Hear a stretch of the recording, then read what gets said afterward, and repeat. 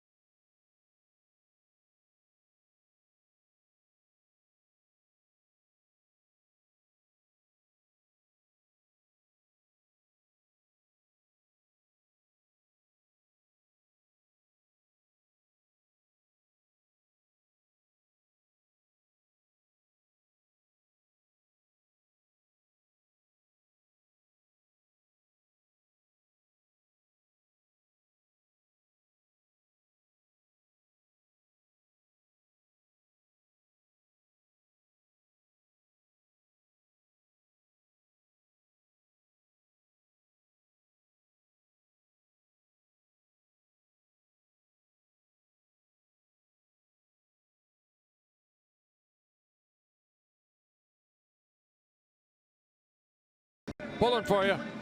Well, you're kind of an active participant in this, so whether we have a good one or not depends somewhat on your performance. So way too much pressure. Way too much pressure. Jeez.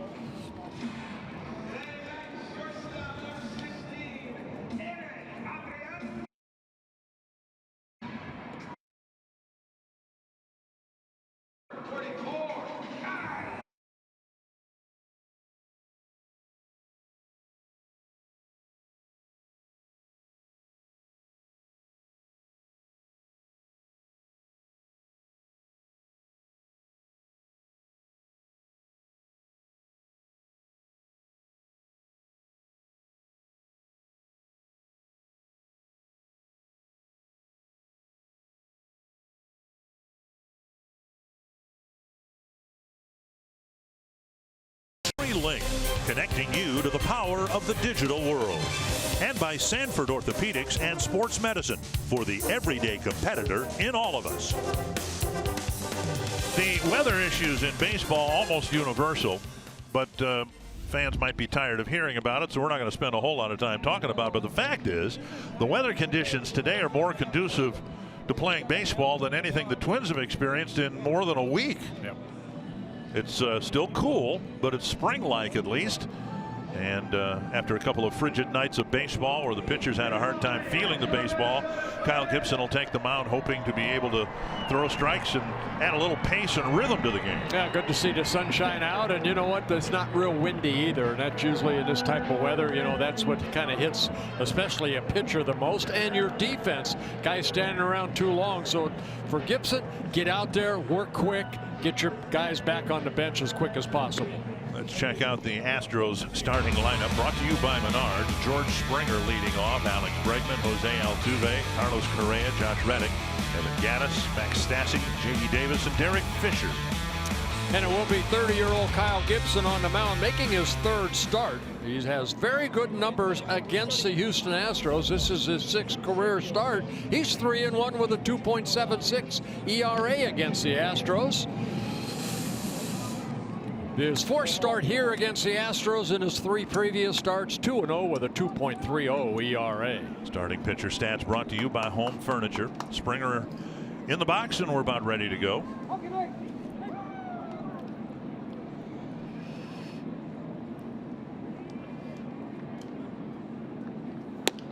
First pitch up, ball 1. Gibson fastball, slider, mixing in the curveball. He did more of that last game than he did his first game, and then the good changeup. Springer off to a slow start. A lot of the Houston hitters are, a lot of the Twins hitters are, a lot of the hitters are. The Indians with a sub 200 team batting average, and yet they've got a winning record. Yeah, I looked at that this morning, and I believe Rajay Davis is the only one hitting right at 200. Everybody else underneath. 1-1. And missing the corner down and away. 2-1. Kyle's worked 10 1/3 innings so far in his first 2 starts. 6 walks, 9 strikeouts. Only 1 earned run allowed. Jake Odorizzi last night had a terrible time. Well, all the starting pitchers have had a hard time throwing strikes except for Justin Verlander on Monday night. But Odorizzi issued leadoff walks and somehow was able to escape too much damage, allowing just 1 run. Gibson, the last thing he wants to do here is to walk Springer to start the ball game. And Castro sitting away. Swing and a miss, 3-2. Yeah, the Twins pitching staff has walked 44 batters in the 81 innings pitched so far over the first 9 ball games. Now 3-2.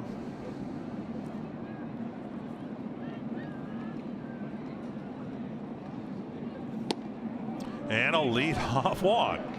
Springer aboard. Odorizzi's been around for a while. He knows it's a cardinal sin, and yet he issued a leadoff walk in each of the first 3 innings. Take a look at the Twins out in the field. Brought to you by Northland Ford, Eddie Rosario, Byron Buxton, and Max Kepler. And the infield with Escobar at third, Miguel Sano getting the starting assignment off. Adrianza, Dozier up the middle, Logan Morrison at first, Mauer the designated hitter, and Castro back behind the plate. That's kind of the cardinal sin. You mentioned it last night, Dick, you know, with that leadoff walk. And really the Twins got away with, you know, in the first 3 innings without giving up any runs. Gibson delivering ball 1 to Bregman. Actually, they did score 1 in the second. I thought it was interesting. Odorizzi's comments after the game last night. In the 3rd inning, he scrapped the windup to try to get things in order to be able to throw more strikes, and it seemed to work, that and mixing in the slow curveball. Yep. But I like his comment. He said, well, it's not like I was in the full windup for much of the game anyway prior to that, issuing all the leadoff walks. Yeah. 1-1 now to Bregman.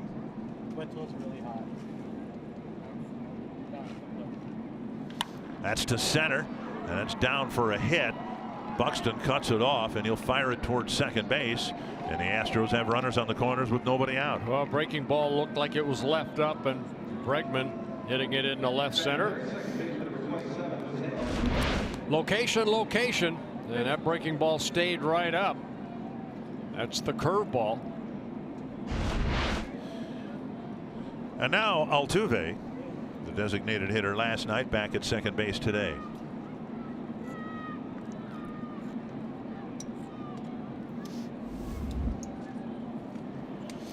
Altuve against Kyle Gibson, 5 hits and 15 at-bats.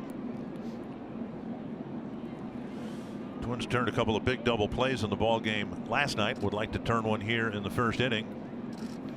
There's a dribbler back to the mound, and Gibson looks at third, fires to first. So anytime you can get Altuve out, you should feel good about it. But when you can get him out on the first pitch on a half swing. Well, I think it's kind of an excuse me swing by Altuve. He was trying to hold up, and the ball found his bat.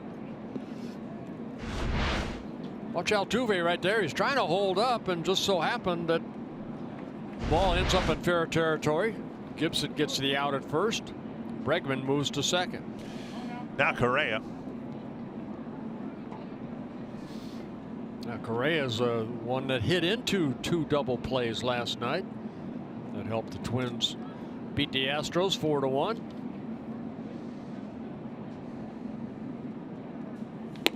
Fastball on the outside corner.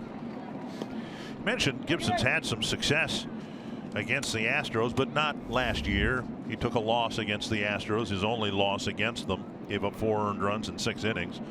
Issued 4 walks.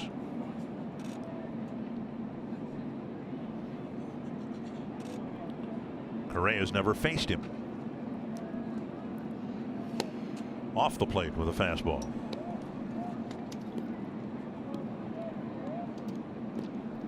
And the scouting report on Kyle Gibson: stay hot. We talked about the 10-game winning streak for the Twins. Kyle 7-0. Keep attacking the strike zone, and the good numbers against the Astros in his career, making his 6th start.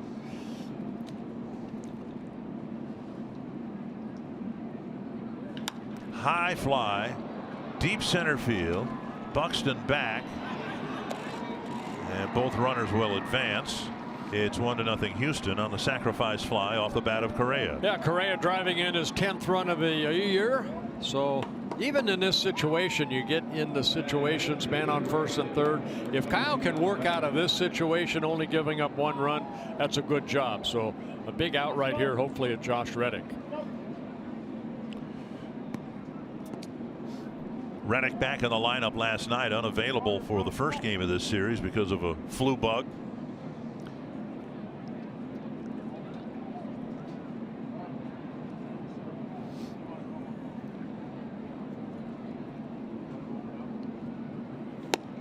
Missing the inside corner with a fastball, ball 1.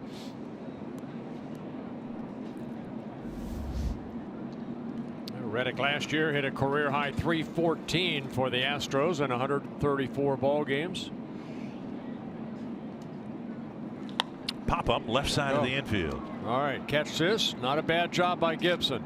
Damage Escobar control. wants it. He makes the catch. A leadoff walk does come around to score, and the Astros have an early lead.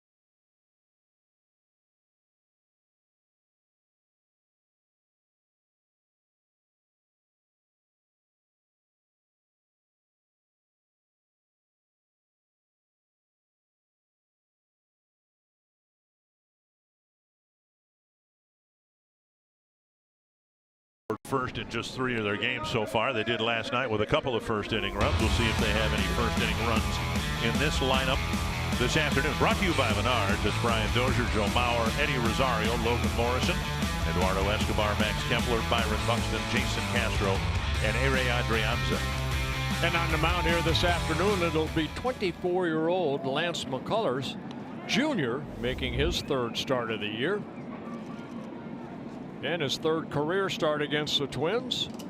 Last time he faced the Twins was September of 2015. A young man, got good fastball, but he loves his curveball. He'll also mix in a changeup. Starting pitcher stats brought to you by Home Furniture. Brian Dozier in the box.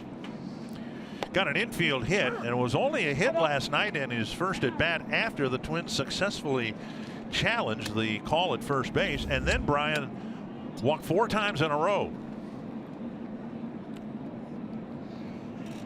Pretty good on base percentage. Yeah. Tonight.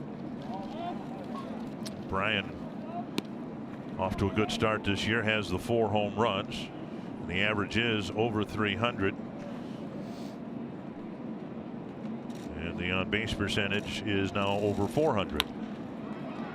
Nice pick. Altuve from the hole makes the play. From the outfield grass, a wicked one-hopper is turned into an out. The Gold Glove winner. You know what? We had Robinson Cano here with the Seattle Mariners. You got Altuve making this great play off of a Gold Glove winner, Brian Dozier. So we've been pretty fortunate over the last week to have 3 Gold Glove winners. Altuve won his Gold Glove back in 2015. Put one in the win column for the shift. That looked like a base hit, or would have been a few years ago, but Brian has played as a pull hitter in the infield, and he hit it right into the shift. Still took a good play by Altuve, 1 down. And here's Mauer.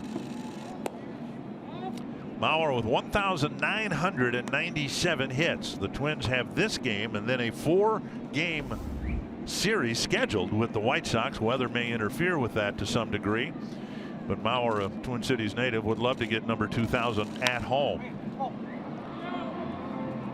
If not here, then he hopes to get it sooner rather than later. And remembering next week the Twins play their first 2 games in San Juan against the Indians. Yep, there's a countdown right there. The Mauer meter, 1997. And Mauer's average is over 400, and his on-base percentage is .543.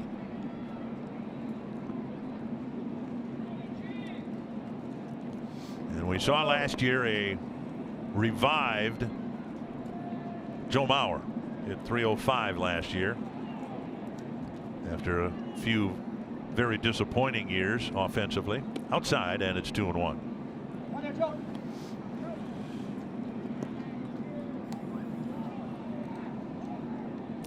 Mauer DHing today with Morrison, the first baseman, facing McCullers.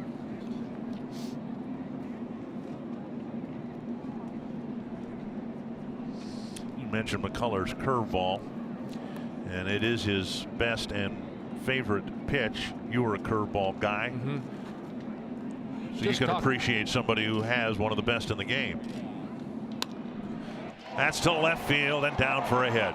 Mauer is absolutely worn out left field with line drives, and now career hit number 1,998.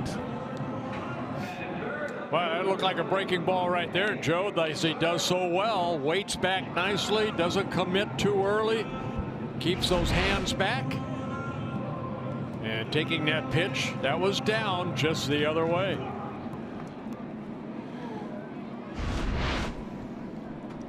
Mauer's aboard, being held at first. Rosario at the plate. Rosario had a rough day all around Monday night and was out of the lineup for most of the game last night. And he takes outside, ball 1. Had some big at bats, couldn't come through. Had a couple of misplays, 1 error at least in left field.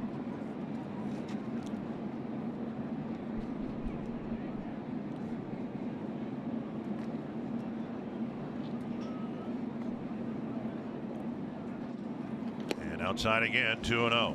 Talking about the curveball, I think we all saw, if you're a baseball fan, McCullers, how much he likes his curveball in Game 7 of the World Series. 24 curveballs in a row he threw.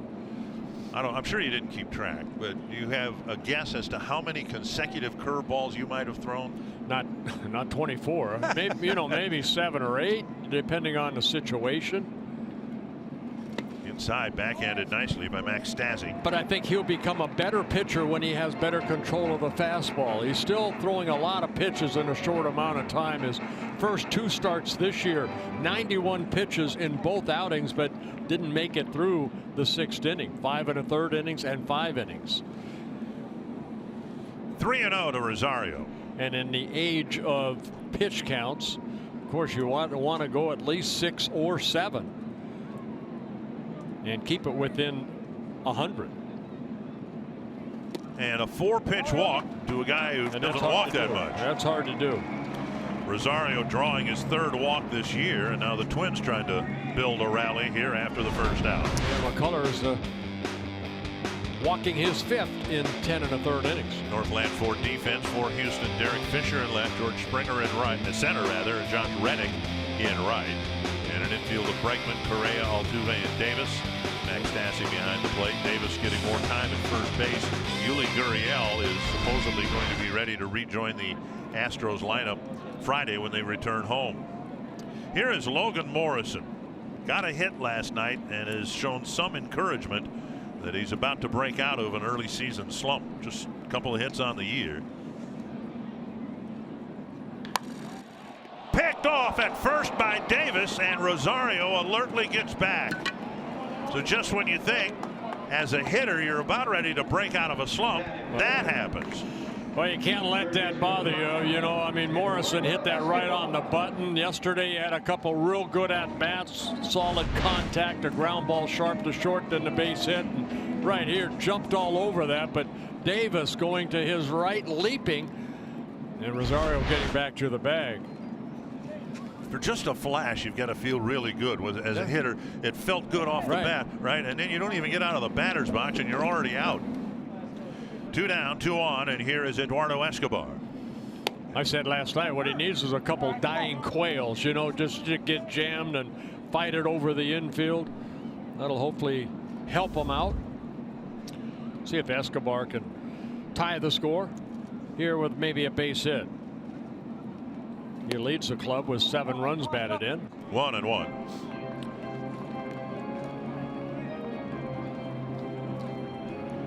Escobar in at third base for Miguel Sano. No stranger to that position. He did that for the last month and a half of the season last year. Yeah, Sano has actually driven in 8 runs. Right. Escobar 7.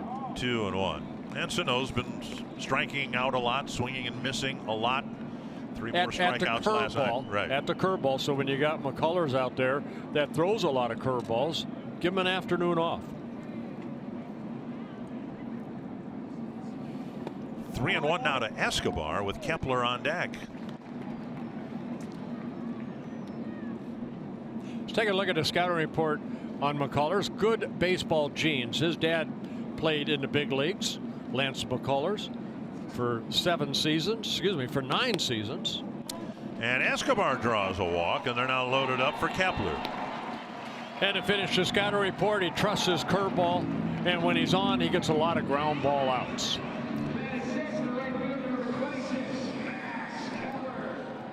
Some pitchers who normally don't walk a lot of people have been doing just that. And while it's warmer today, it's still cooler than normal here in Minneapolis. McCullers with a couple of first inning walks, and they're loaded up now for Kepler. Last night, Dallas Keuchel issued a walk with the bases loaded to give the Twins an insurance run in the 2nd inning. That is un-Keuchel-like, if that's a word.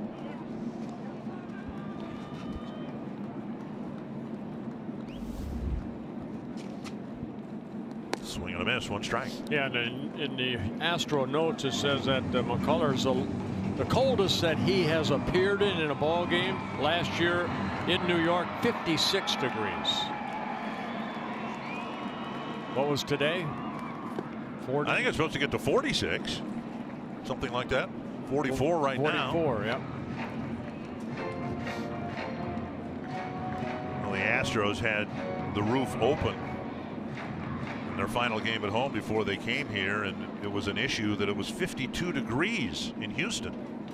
Bouncer toward the hole, backhanded by Correa, throwing on 1 hop. A beautiful play and a couple of nice plays by the middle infielders for Houston, keeping the Twins off the board in the 1st.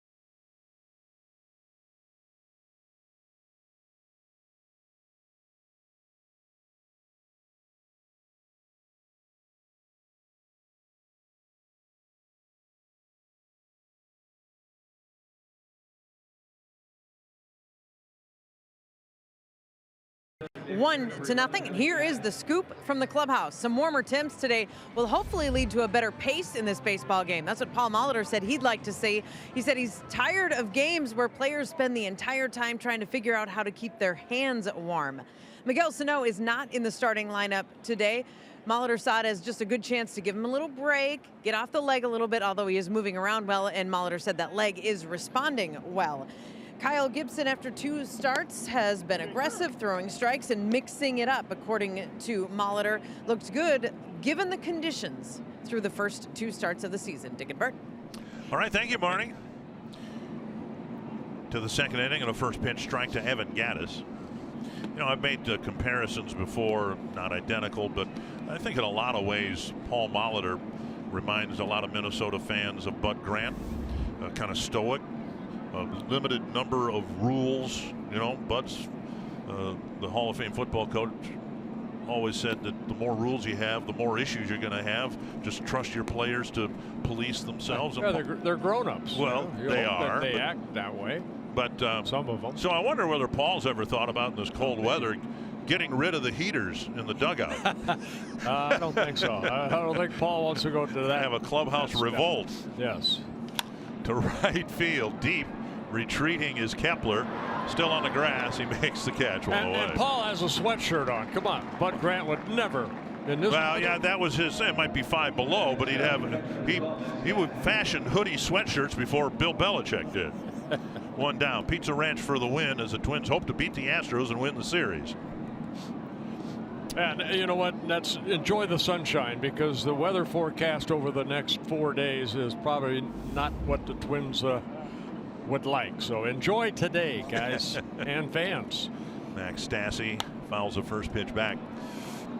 Tomorrow I think we're okay, and then it's anybody's guess what's going to happen Friday, Saturday, Sunday, and it's a question of, well, I think we're pretty sure at this point we're not going to have blue skies and 65 degrees. It's still going to be cold tomorrow too for the players. Strike called, and Gibson pumping strikes here in the second inning. Yeah, good fastball right there. Gibson has that 2-seamer that has some movement on it, and that's a good pitch down in the strike zone. Yummy, yummy. You just had lunch. Always have to eat. Up, a little conversation going on between the home plate umpire and somebody on the bench with the Houston Astros. Alfonso Marquez behind the plate here this afternoon, barking at somebody. And missing down and in, 1 and 2. Stassi doing the catching. Brian McCann caught the first 2 games. Yeah, Stassi off to a good start. And a swing and a miss. Gibson gets a strikeout. He's retired 5 in a row. And Kyle picking up his first strikeout. Went with the breaking ball. Stassi swung through it. That's the curveball. And that's what we've seen Kyle throw more of. More than 12-6 type breaking ball, and then he also mixes in the slider. Here is J.D. Davis. Got a big hit early in the ball game Monday night. Trying to break out of an early season slump. Ball 1.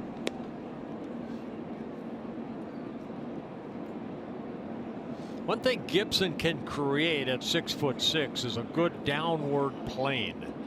And he, like McCullers, when they're on, they'll get a lot of ground ball outs. But that angle he can generate right there. That ball left up a little bit.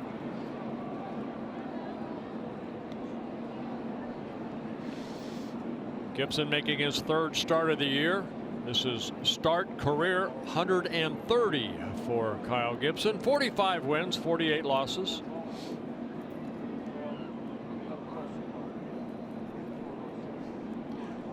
One and 1 to J.D. Davis.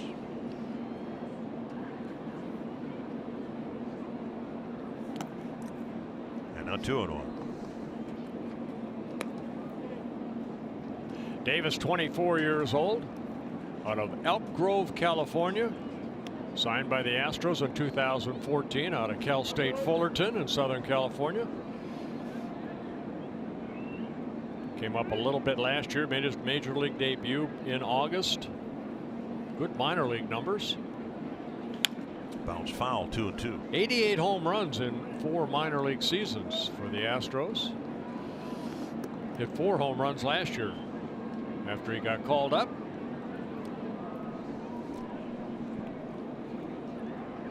Wearing number 28. Big deal. A lot of people wear 28. Yeah, but I like the number 28. Well, nobody else will wear it in Twins history because that number was retired a few years ago. That's to center, and that's down for a hit. Davis has a 2-out base hit. He'll hold up at first with a single. And that'll bring up Derek Fisher. Well, that ball left up again. Bregman got a base hit on a breaking ball. This is a fastball up, and I talk about the plane, the angle toward home plate, and when it is up in the zone, it kind of flattens out. And Davis fought that off for the second hit for the Astros. Fisher, the number 9 batter.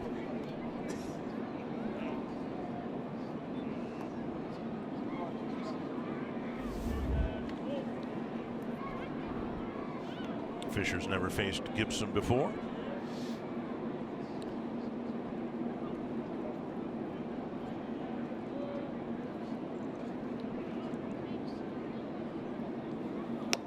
And a first pitch strike. Twins working through their rotation for the 3rd time.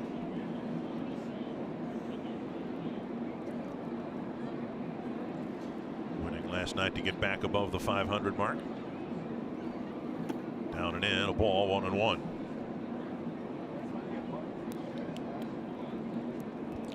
Mentioned the Twins are hosting the White Sox this weekend. The Astros go home for a quick series before they hit the road again. 5 of 9 for first pitch strikes for Gibson.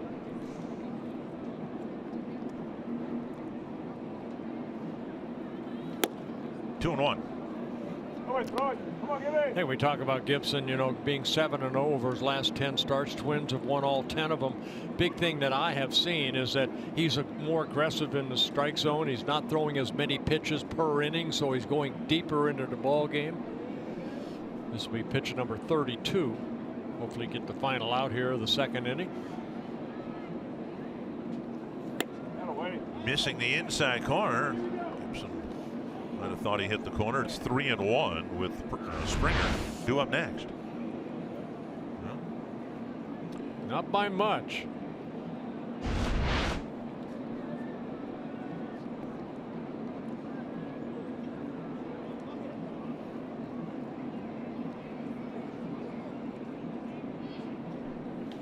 Fouled away, now a full count. With 2 outs, Davis will leave early from first. Now Fisher only 24 years old. It's a very young ball club, even though they have some veterans. Still, they're allowing some of these young kids like Fisher, a number 1 pick by the Astros out of University of Virginia back in 2014. That's why the league or leagues will have to contend with the Astros for a while. They won a World Series with a nucleus of really good young guys like Correa, Bregman, Springer. There's another wave coming. Pitches up. Gibson headed towards the dugout. He thought he had it at the belt, and instead it's a 2-out walk. Second walk for Gibson. And now he'll have to face Springer with runners at first and second. May 1st is Minnesota Lynx Night at Target Field. A limited number of Lynx theme night ticket packages are available that include a game ticket and a Twins Lynx co-branded cap. You can learn more at twinsbaseball.com/Lynx or call 833-TWINS. Springer walked and scored in the 1st inning. Now he's up with 2 on and 2 out.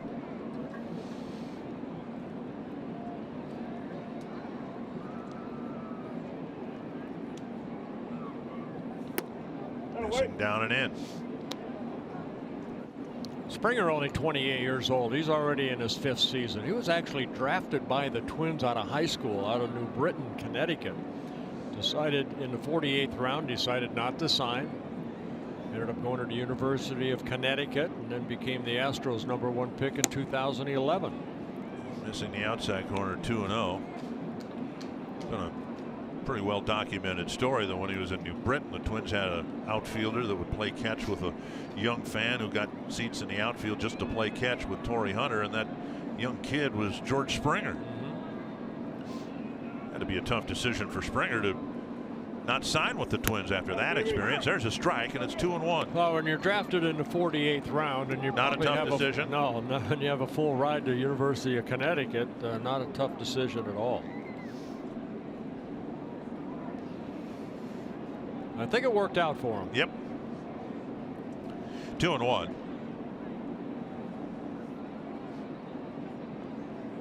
Voted the MVP in the 2017 last year's World Series. Made the All-Star team last year.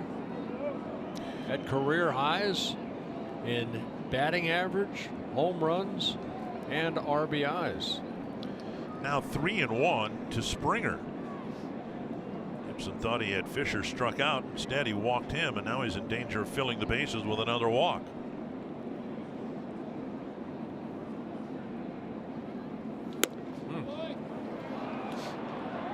Walk in the first to Springer, now one in the second. 3 walks in the first 10 plate appearances, and now they're loaded up for Bregman. I think another thing we have seen, here's Garvin Alston coming out, the pitching coach, new pitching coach here, to try to get Gibson back into the strike zone. I think what we've seen too from Gibson over the last, since August 22nd, he's done a better job, Dick, of damage control. You know, even in the first inning, you know, man, runners at first and third, nobody out, only gave up 1 run. And right now he finds himself with 2 outs and bases loaded. So hopefully Alston went out there and told him the magic words to get out of this inning. Something profound, like get a ground ball, don't give him anything good to hit. Don't hang him a breaking ball. Like throw it over the plate. Time. Yeah. Well, the Astro lineup, positive stuff. The Astro lineup is not firing on all cylinders yet, so the last thing you want to do is issue a lot of walks. Bregman with the bases loaded. There's a strike on the outside corner. We mentioned this, I think, the other night. When the Astros came to Target Field last year in late May, they beat up the Twins pitching staff mercilessly and scoring 40 runs in 3 games, and they had Bregman batting 9th. And he absolutely wore the Twins pitching staff out, hitting out of the 9-hole. There's another strike on the outside corner. Yeah, there's a lot of heroes for the Astros last year, and Bregman might be one of those guys that's right up on top. I mean, he really came into his own his first full season last year, hit 284, 19 home runs in 155 games, so very steady not only at the plate but also defensively. Breaking ball on a nice block by Castro. You talked about damage control, and Gibson's one good pitch away from doing the ultimate in damage control here in the second. Yeah, early on again in today's world with a pitch count. This will be pitch number 43, trying to get the final out here in the second. 1-2.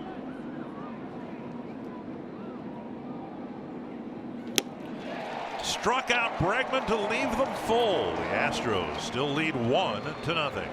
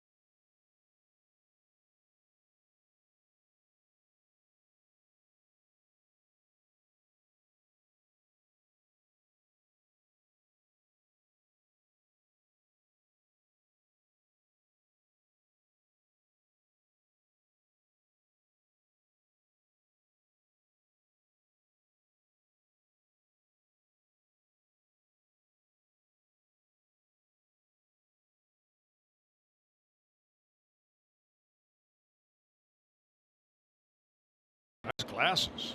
You got a pair just like that, don't you? Yes, I do. Sanford Health injury report. Xander Bogaerts sliding into the dugout. Small ankle fracture in his left ankle on the 10-day DL. Buxton with a foul fly for strike one. And Anthony Rizzo on the disabled list as well. Boy, Boston off to a good start, aren't they? They thumped the Yankees last night. They're 9-1. That is a fair ball down the line. Buxton on his way to second with a double. Just out of the reach of Bregman. And Buxton is aboard to start the second inning. Byron getting that ball right down that third base line, waiting back nicely. Ball almost off the plate. Just out of the reach of Bregman, and it's off to the races for Byron Buxton. Those long strides, glides into second base for Buxton, his second double of the year. Here's Castro, the former Astro catcher.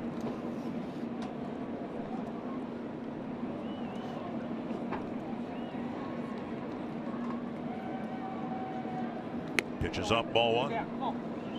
We're talking about the Red Sox. Of course, their manager is Alex Cora, who was the bench coach for the Astros last year.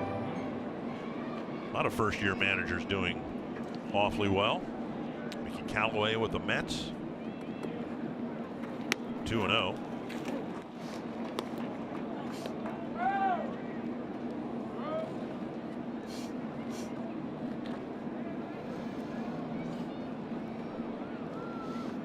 Buxton being held at second by the shortstop Correa. And Castro trying to get him to third or drive him in. Breaking ball taken for a strike.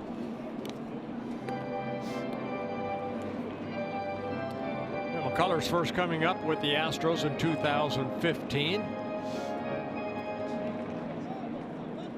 So nobody should know him better than Jason Castro, who caught him a couple years. That gets away from the catcher, and Buxton will move up a base. No, I think they're saying it was a foul tip. And I don't know that Paul Molitor necessarily agrees.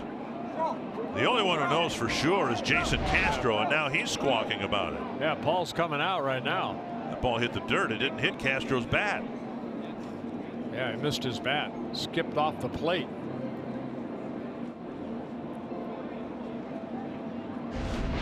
And you'd like to see the home plate umpire ask the base umps. That is not reviewable, I believe. I don't believe it is, but you're well within your rights to ask the home plate umpire to check the base umps to see whether they saw it differently. And the count now 2-2 to Castro, with Buxton still at second base.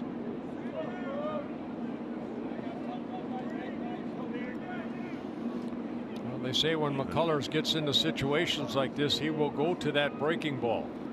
And that's the hard curveball.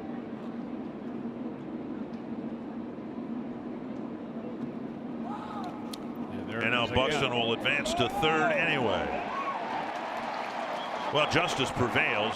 Going back 2 pitches ago, all you had to do was look at Stassi's reaction on the pitch that Castro swung at, and you could tell the catcher realized that it was not a foul ball at all. And now on the very next pitch, Buxton goes to third. You know, Buxton and his speed, good jump right there, anticipating maybe a ball getting away right there, ready to go. You see the first couple steps, then the stop, and then his speed slides in safely in third. Infield back, they'll concede a run on a ground ball past the mound. 3-2 to Castro. Yeah, wild pitch charged to McCullers.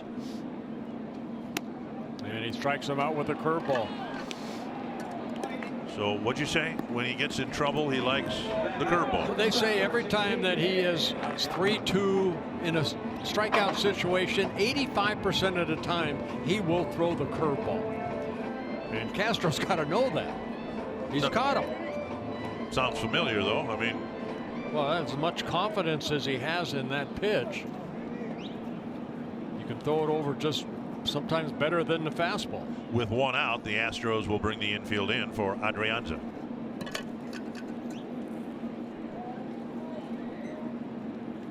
Up and away. Twins left the bases full on the first. The Astros left the bases full in the second. And a great chance here for the Twins to at least get the game tied up.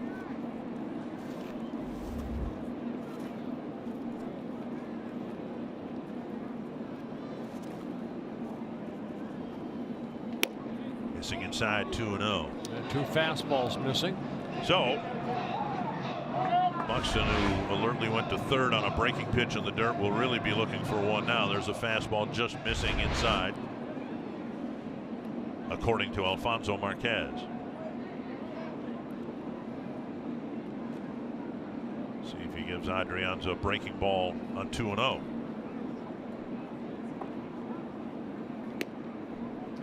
There it is. Strike one.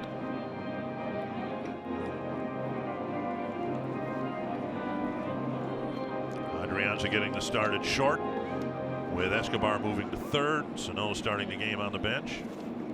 2 hits, 10 at bats for Adrianza.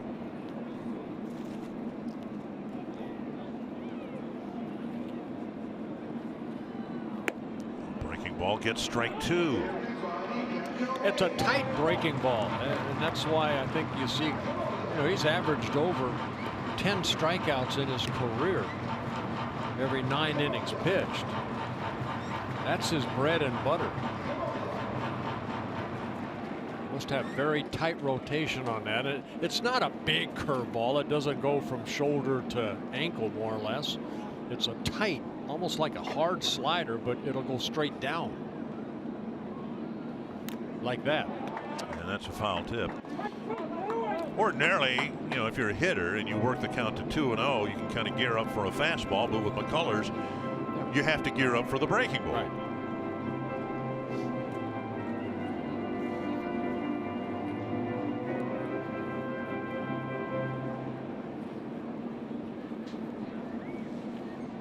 Two and 2 to Adrianza.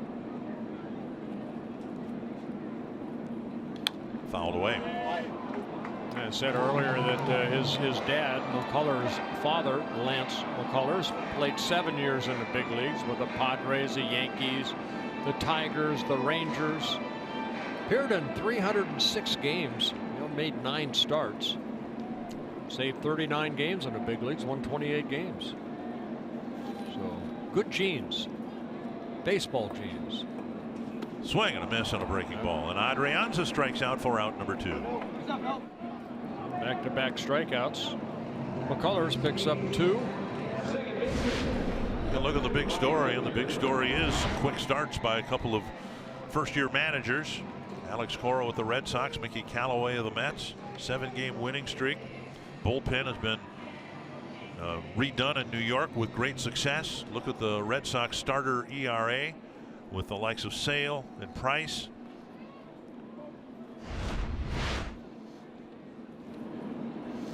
The Twins trying to take advantage of Buxton's leadoff double, but it'll be left to Brian Dozier to get him in. There's a bunt hard up the line, foul, with the third baseman Bregman playing back on the skin of the infield. Yeah, I like what the Pirates are doing too. They're off to a good start. Scoring a lot of runs. 8-2 on the year. Another first-year manager, Ron Gardenhire, with the Tigers, has the Tigers 4-6.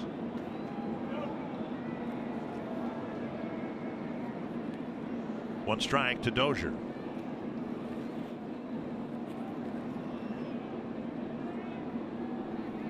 And now outside. It's almost like he teases you with the fastball, and then he gets you out with a curveball.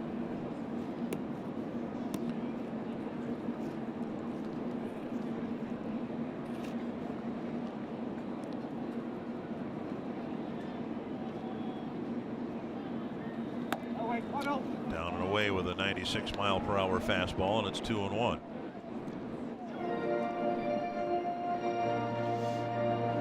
"38 pitches for McCullers with 19 strikes. McCullers last year had a couple stints on a disabled list, some lower back problems. Made 22 starts, won 7 ball games. Dozier ducks away. Marquez calls it a strike, and it's 2-2.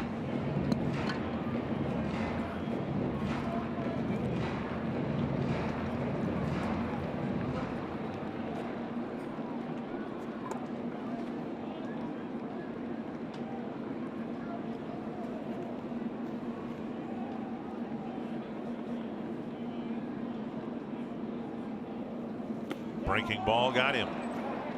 And so the Twins get a leadoff double from Buxton. Get a wild pitch to get him to third base, but they can't bring him in, and it's still 1-0.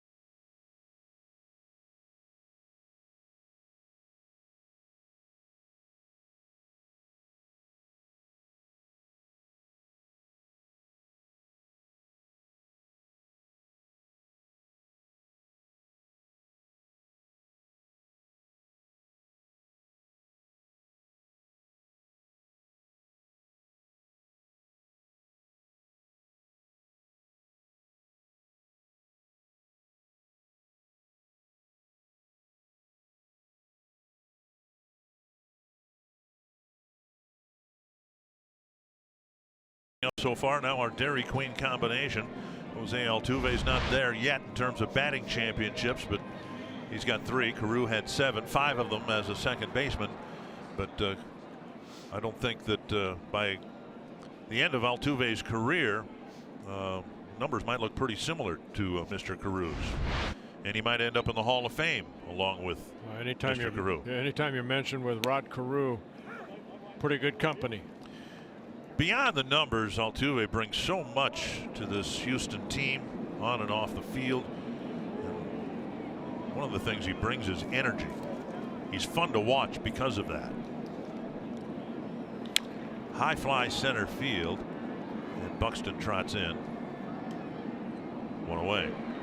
We'll bring up Correa. He played with Rod. Like Altuve, a pretty good bunter, and they're both very good in the field as well. Yes, they are. Altuve made a good play in the first, and then Correa for the third out. Yeah, you know, defense. You win ball games, you win championships with good defense, pitching and defense. And the Astros, we know they have good pitching, and they have very good defense at ball club.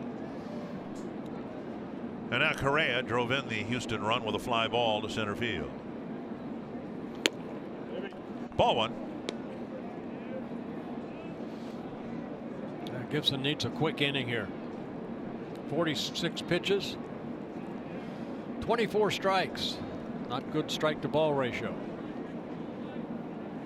Hoping to find something that Jake Odorizzi found last night. I don't think you'd have gotten real good odds that Odorizzi was going to last 6 innings after the first 2 he pitched last night. Well, that's a sign of a good pitcher. You know, he made the adjustment. Something just wasn't right. He didn't feel comfortable out there. So I even mentioned it. It seemed like after the 3rd inning, he went to more breaking balls. He added that curveball that he didn't. I think he struck out Bregman in the 1st inning on the good slow curveball.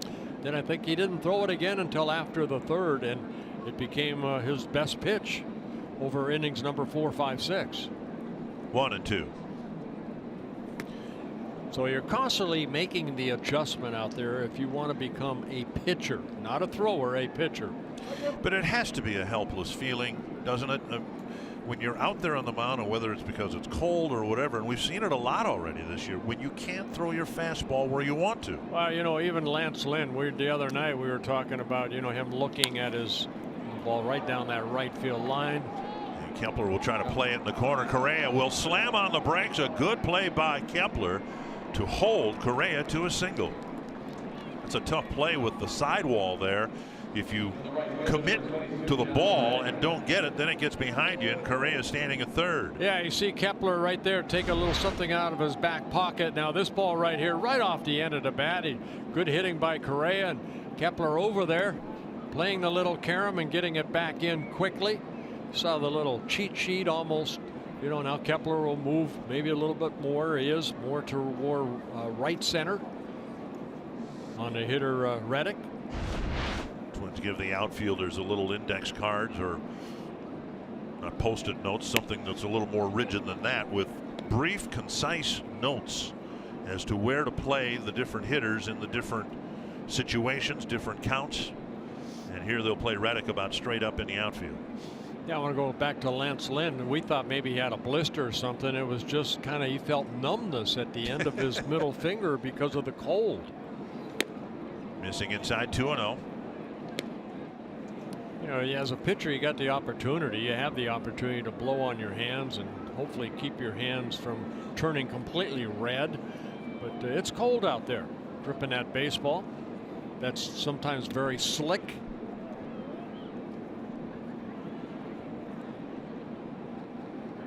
Maybe you know this, I don't, and if you don't know it, I'll ask the next opportunity I get. Pitchers aren't supposed to take foreign objects out there. No. On the mound, but you know, they have those little heat pouches, you know, those chemical heat pouches. Would it be legal for a pitcher to take one and put it in the back pocket? No, you cannot take anything out there. Not even pine tar? No, you cannot allowed to do that. Nice pickup by Morrison. Strong throw to second and a double play. A good fielding play by Morrison, but a really strong and accurate throw setting up the double play.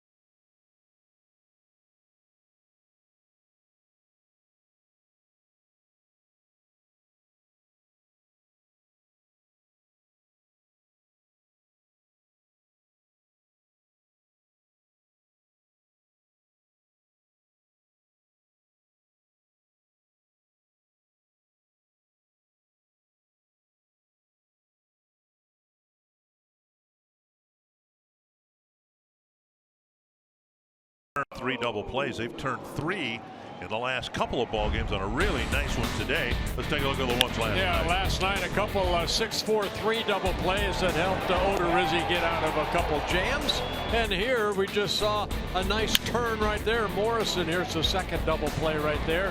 6-4-3.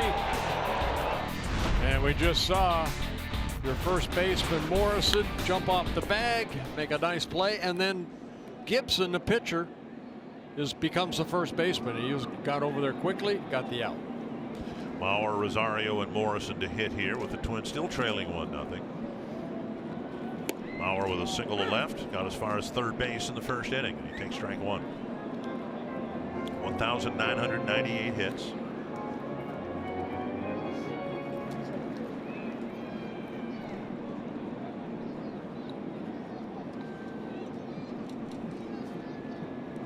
One and one. And as I think most of you know, Mauer's from the Twin Cities, so in front of family and friends, he'd like to achieve the milestone at home.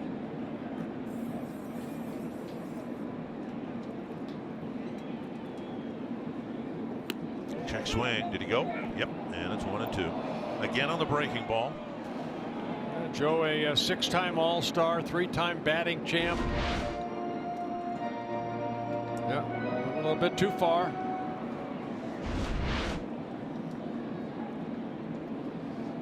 Last 3 outs, retired on strikeouts, and make that 4 in a row retired on strikeouts. 1 down. That'll bring up Rosario, who drew a 4-pitch walk from McCullers in the first.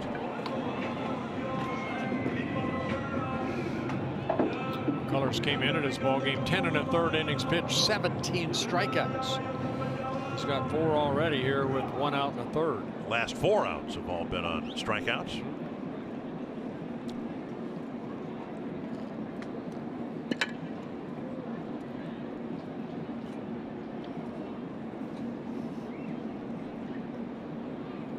As sarcastically as we could the other night, we tried to point out that the Twins were catching a break because they weren't going to have to face Houston's top 2 starting pitchers so far this year, Garrett Cole and Charlie Morton. They'd only between them given up just 1 run. And the sarcasm is because they did have to face that guy, Verlander, and he shut him down through 7 innings. Another former Cy Young Award winner in Dallas Keuchel, and now McCullers, who might have the best curveball in the league, fouled away. 1-2. There's a reason the Astros are off to such a good start at 9-3, and it's not so much their hitters yet, it's their pitchers. And although Keuchel struggled through 4 innings, he's still, when he's on, among the best. Hey, 2 Cy Young Award winners right there, so a lot of history. 2-2 to Rosario. Yeah, their pitching staff coming into today's ball game over their first 12 ball games. 2.02 combined ERA. Their starters 1.93. Relievers 2.19. 3-2 to Rosario. Morrison on deck.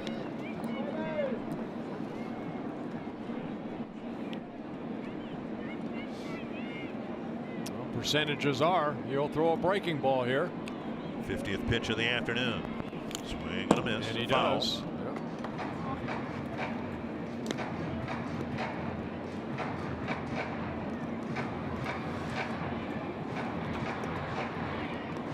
Strom, the pitching coach, trying to teach him that 2-seam sinking fastball. It was more just a 4-seam, and now he's mixing in the 2. But this is the old bread and butter pitch, the breaking ball. A roller, hopper to Davis, to McCullers for the 2nd out. That'll bring up Morrison. April is the month where all the local teams collide. It seems this is the big day on Fox Sports North. Coming up at 5:30, we've got Game 1 of the Stanley Cup playoffs with the Wild in Winnipeg facing the Jets, and on Fox Sports North Plus at 6:30, the Wolves and the Nuggets, and that in essence is a playoff game, with the winner advancing to the playoffs and the loser going home. Daily updates on FoxSportsNorth.com and FS North social platforms.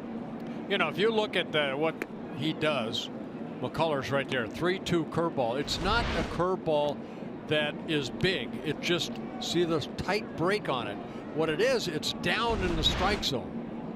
That's why I think he likes that pitch so much. It doesn't start at letter high and break to your knees. It's a tight breaking ball. And as we've seen multiple times in this series, McCullers seems to have better command of the breaking ball than the fastball. 2-0 now to Morrison. Scalded the first pitch he saw in the first inning and lined out wickedly to J.D. Davis. And now 3-0 to Morrison. And I think his philosophy is, I'll show him the fastball. It'll be off the plate a little bit. If they hit it, fine, but I'll get him out with the breaking ball. Is that pitching backwards? For most pitchers, yes. Not for him. Not for him, no. Let's see if Morrison has a green light. Takes a 4-pitch walk. It's a 3rd walk for McCullers. Couple in the first, and now 1 here in the 3rd, and Escobar, who walked in the first, will hit with 2 out. There haven't been too many 2nd-generation major league pitchers. You know, you've got multi-generation major leaguers. Tom Gordon was a great pitcher, and now he's on the verge of having 2 sons in the big leagues with in the big leagues with Seattle. Nick a step away, or 2 steps away in the Twins system. your son Todd pitched professionally, but he didn't get to the big leagues. No. I'm trying to think. The Stottlemyers, Todd was a good pitcher, son of Mel. Yeah. Taking up high, ball one. Yeah, that's a good question. How many, you know, father-son pitcher combinations have been in the big leagues?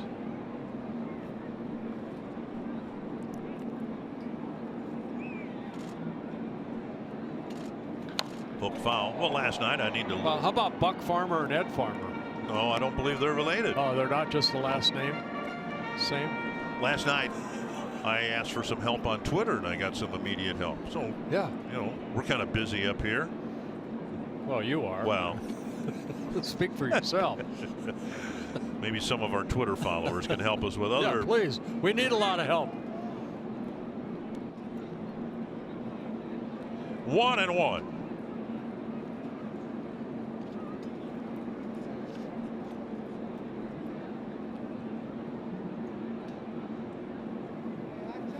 Taken for a strike, 1-2.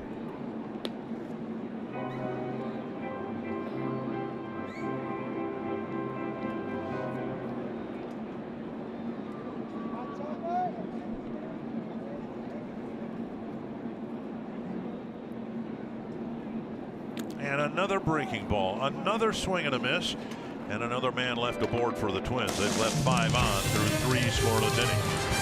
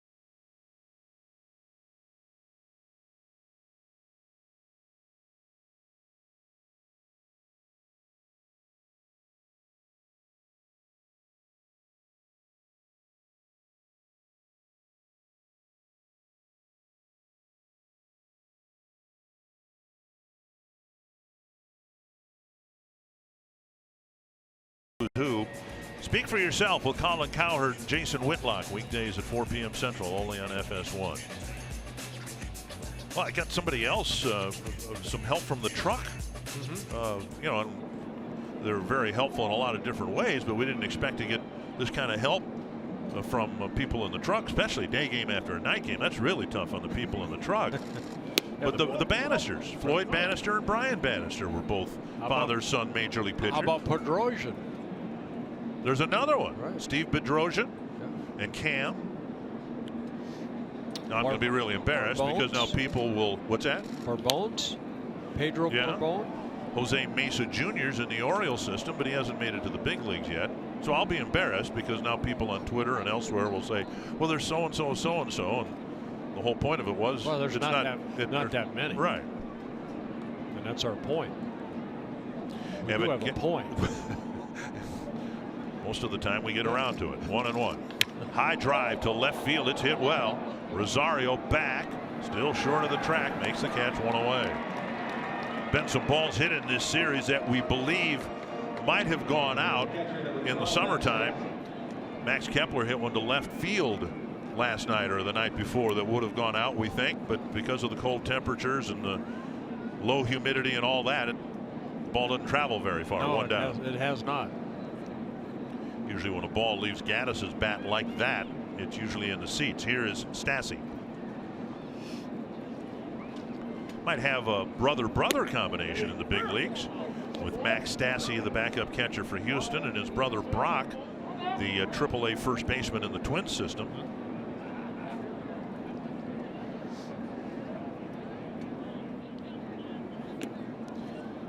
When the Astros late in spring training came down from Kissimmee to Fort Myers, they missed by half a day having a brother-brother matchup. Stassi was catching, and Brock had just been sent to the minor league complex the day before. Swing and a foul, 1-2. Well, I know, Taylor Rogers' brother is in AAA for the Giants, Tyler. He went to spring training with the Giants. 1-2 to Max Stassi. J.D. Davis will follow.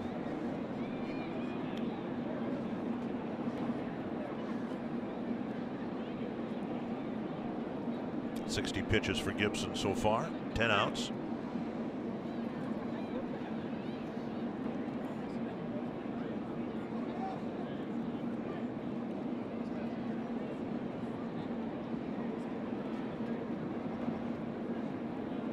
Swing and a miss, and Gibson gets a strikeout, 2 away. And for Kyle, his third strikeout of the ball game. Second time that he's rung up Stassi on a swinging strike. MLB At Bat is your #1 Twins app. Customize your experience to catch every moment this season. Get Twins home screen icons and features such as the MLB.TV Game of the Day, pitch tracking, in-game highlights, live radio broadcasts, stats, news, and more. Download MLB At Bat today. J.D. Davis singled to center his first time up.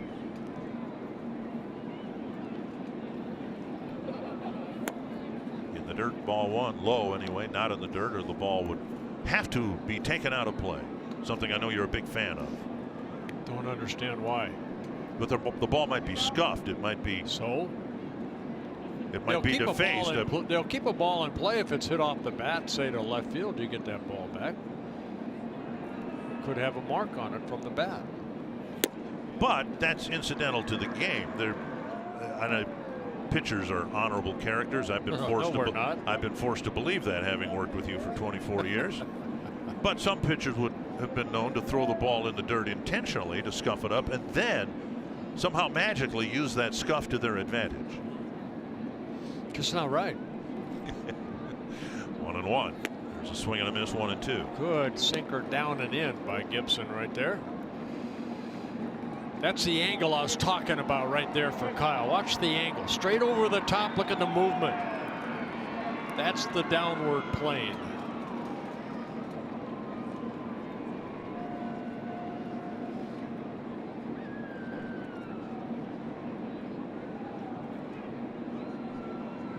Kyle, not much of a windup.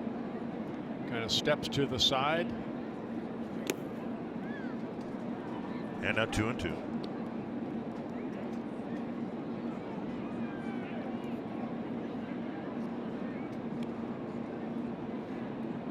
One thing Gibson has done too, I think, since the middle of last year, he's moved over on that pitching rubber. He used to be on the first base side.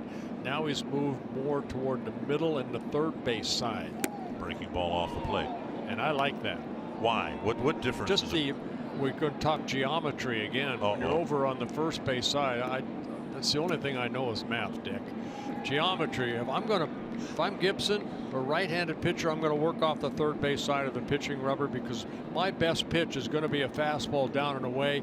I want it going at an angle toward that glove, down and away, like this right here, rather than straight like that. Even though he missed, you saw the angle of that 92-mile-an-hour fastball go across the plate. If you're over on the first base side, you're throwing it straight. Well, the hitter sees it straight. So work on angles also helps with a breaking ball. He just missed away. That's the fourth walk for Kyle. And 3 of them have come with 2 outs. The only one that's led to a run was the leadoff walk in the first. And now Derek Fisher, who drew one of those 2-out walks in the second, will hit here with Davis aboard. Ball 1. So you're saying that you were good in geometry when you were in high school. I'm not saying I was good in geometry. I had to take. You passed. Yeah. I did pass, yes. Okay. 1-0 to Fisher. Bouncer right side. Morrison waits, and he'll go to the bag himself. Another scoreless inning for Kyle Gibson. Twins down a run, and it'll be Kepler, Buxton, and Castro coming up in the fourth. 2 + 2 is still 5, is it not?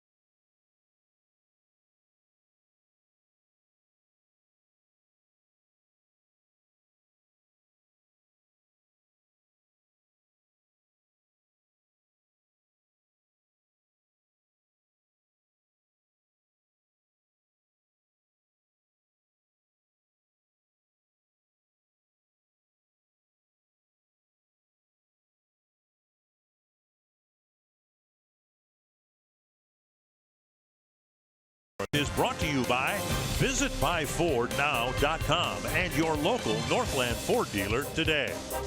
By Grand Casino, the best stories start here. And by Menards. Save big money at Menards on all your home improvement needs. Larry DeVito and the grounds crew have had their work cut out for them here in this first homestand, to say the least. Here's Max Kepler leading off the fourth. And there is ball one. That ball hitting the dirt. That ball taken out of play. That's not right. Given to the ball boy, who will put it in with the bag of baseballs. Years ago, umpires, when they rolled the ball out for whatever reason, at least some of the umpires had a cue with the ball boy. If they wanted it put back into the play for the in the bin for balls that could be used later, they would toss it to the ball boy overhand, and if they wanted it out of play, it was underhand. Some of the umpires use that. That's 3-0 now to Kepler, and then Buxton and Castro will hit. Yeah, a lot of the baseballs that are thrown out, they may have a little scuff on it, not enough to, it'll re-enter the game.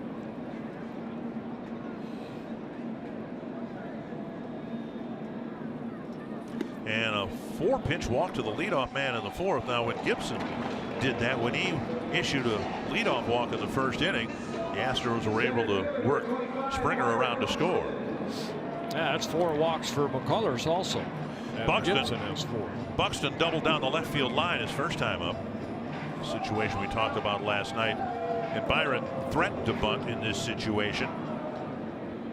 With a runner at first, you can try to bunt for a base hit, and if you don't, at least you can advance the runner to second base. We'll see if that's in play here in the fourth inning.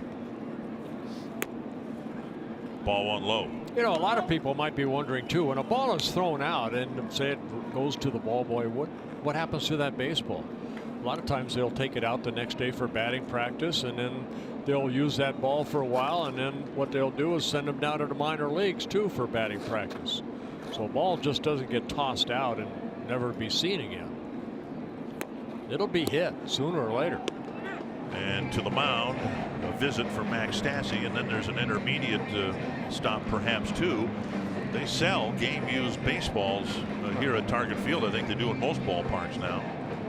Even if, say, I throw a pitch or Where McCullers throws a pitch and it's in the dirt, they throw it out because it's got a little scuff. They resell that baseball. They do down the right field line here. Oh, they do. They have a stand, and if you.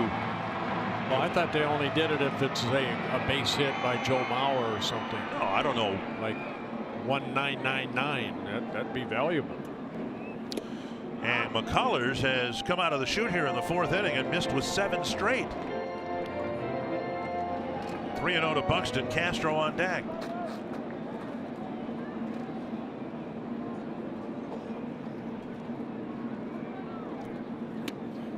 Back-to-back 4-pitch walks. And Kepler and Buxton are aboard for Castro.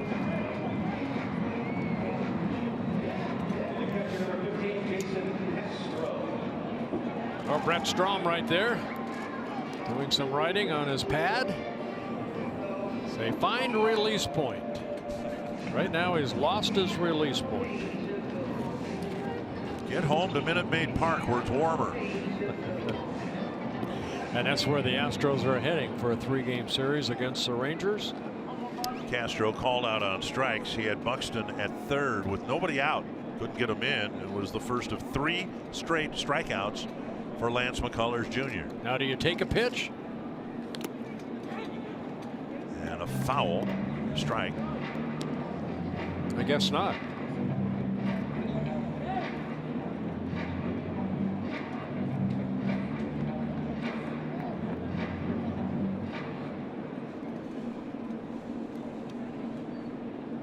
Twins have hit 12 home runs. Those 12 home runs have produced a total of 13 runs. 1 2-run home run, and the rest have all been solo home runs.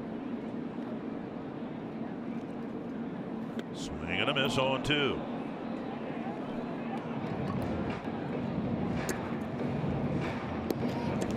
Castro's home run, a solo home run in Baltimore.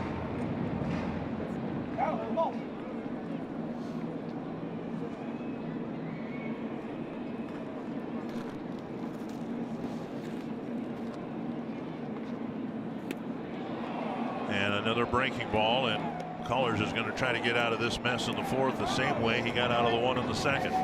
One breaking ball after another. Well, 3 straight breaking balls right there. Picks up his 6th strikeout. So the tight break, you can see the drop. And now Adrianza went down swinging, leaving Buxton at 3rd.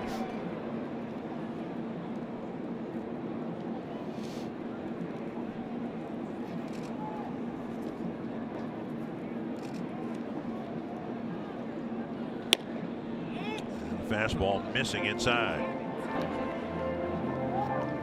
Tell you what, both pitchers have thrown some pretty good fastballs inside that have not been called. Well, and I think that is causing McCullers to stalk a little bit behind the mound. Gibson has thrown some good pitches in there. You know, both of them have that fastball that comes back. And Alfonso Marquez very tight on the inner part of the plate.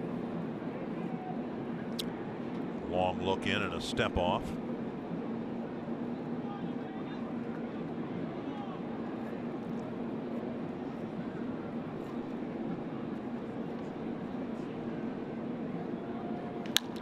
Grounder right side and through. Kepler around 3rd. He's coming in to score. Buxton to 3rd base, and Adrianza ties it with a ground ball single. Adrianza picking up his 1st RBI. Altuve was shading him a little bit up the middle, so that big hole between Davis and Altuve, and Adrianza got a breaking ball that stayed up a little bit and found that hole in the right field. And the speed of Buxton goes from 1st to 3rd. That's impressive. And now Dozier, who hit the ball hard his first time up into the shift, and Altuve made a really nice backhanded play to throw him out.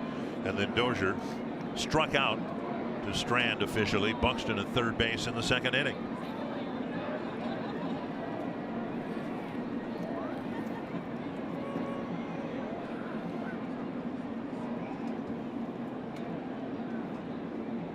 Adrianza can run a little bit, and in this situation you'd like to have Dozier up there with as many men on base, but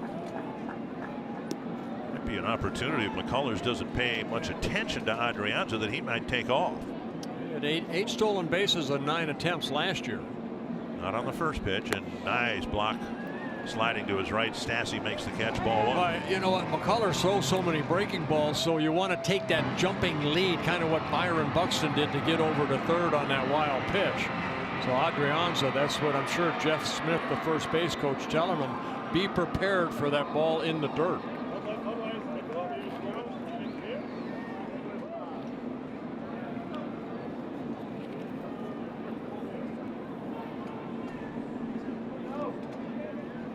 One and 0 to Dozier. Good lead. Wow. And a strike on the outside corner with a fastball. Yeah, Adrianza had a huge lead right there at first.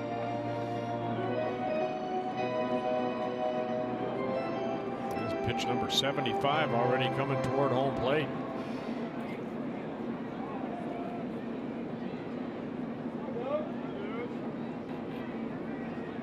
There he goes. No, he stops, and now the ball grounded left side, knocked down by Bregman. Buxton will score. Adrianza to third. It'll be a base hit for Dozier, an RBI single. Adrianza took off and stopped halfway between first and second. He had a great jump right there. Decided to hold up, but Bregman dove for the ball and ricocheted off the end of his glove right here past Correa, and now Adrianza, who's taking off right there, decides to go. The play's right in front of him, so he sees it. He can beat the throw to third, slides in safely. So Dozier picking up his 5th RBI and his first RBI without hitting himself in. Yeah, that's right. Home runs. There's Mauer with runners on the corners.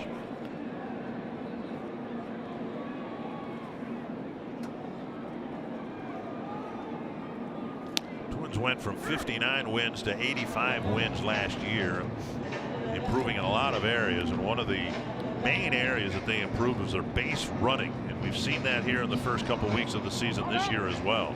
It's a good base running play by Adrianza. He can score on a fly ball now, where he couldn't if he'd stayed at second base. One strike to Mauer, a single and 2 trips. Stassi with the block, 1-1.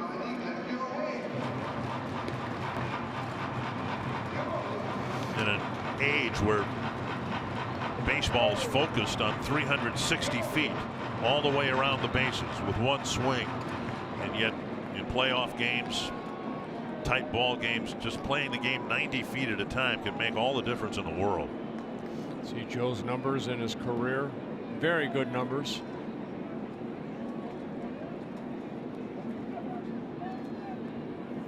Another good take and another good block by Stassi.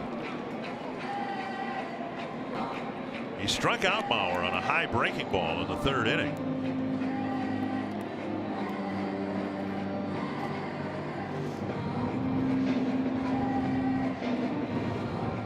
What we've seen with a more successful and more confident Joe Mauer, the increased likelihood that the count's going to go deep to 2-1, 3-1, 3-2. Feeling really good about his swing again after a couple of years when that was not the case.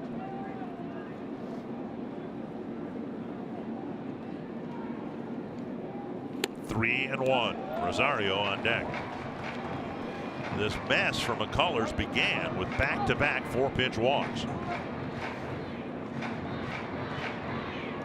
No action in the Astros bullpen. This will be pitch number 80. So you got yourself into this mess, get yourself out. Dozier goes, it's ball 4. And they are now loaded up for Rosario. Dozier took off on 3-1. Mauer drawing the walk, 3rd walk of the inning. And this is where we see the limit on the mound visits. And the Astros may use one here anyway. Here comes Brent Strom again. I believe, I didn't see the board before it came out. I believe this is their 3rd already, correct? I think only their 2nd, I believe. Well, there was a mound visit. Yeah, there was a mound visit when Paul Molitor came out to discuss that foul ball or not with home plate umpire Alfonso Marquez.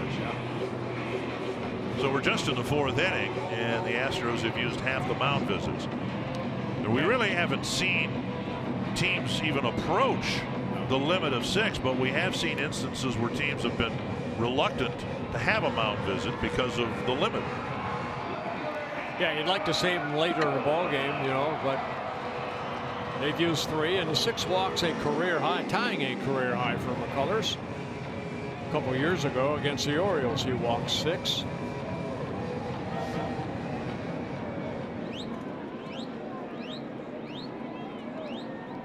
Loaded up for Eddie Rosario. Takes outside, ball 1. Rosario drew a 4-pitch walk in the 1st inning and hit a ground ball to first in the 3rd. Popped up, foul, 1-1. Yeah, a lot of times in situations like this as a pitcher, you want to pitch out of that stretch position, but McCullers deciding to go out of the windup. Davinsky starting to warm up in the bullpen. He pitched here a couple days ago. Fouled away again.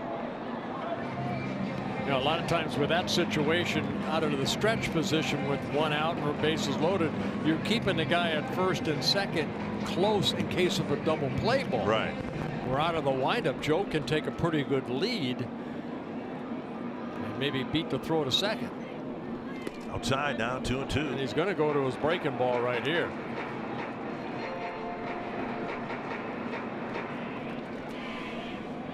Already 25 pitches here. This is pitch number 85. Driven to the gap in right center field, down for a hit, and it'll get to the wall. Adrianza scores. Dozier scores. Bauer coming home on a bases clearing triple for Eddie Rosario.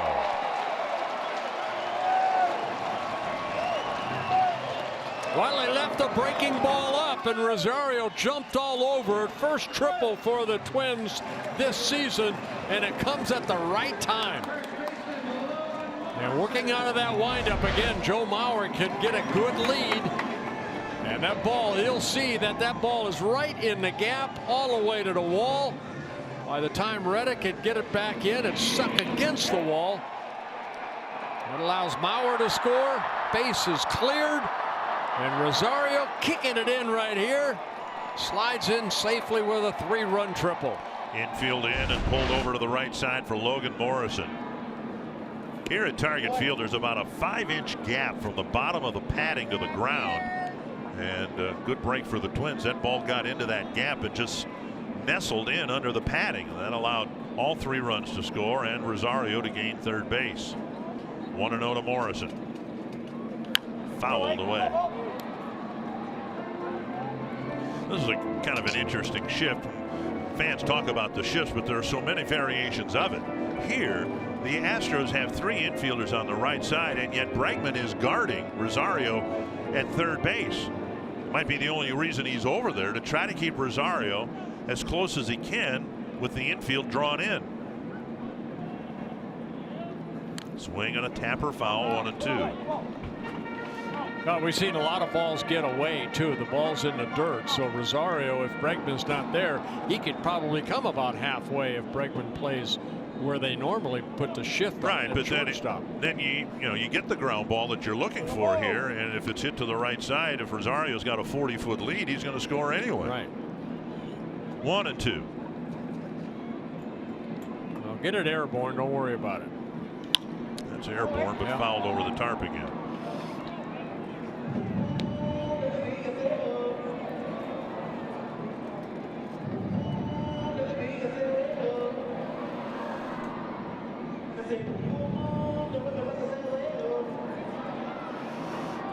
Pitch number 90 now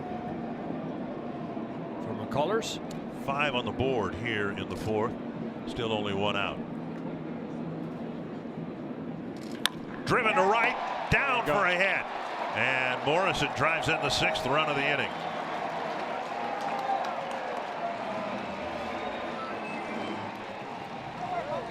Morrison picking up his 2nd run batted in.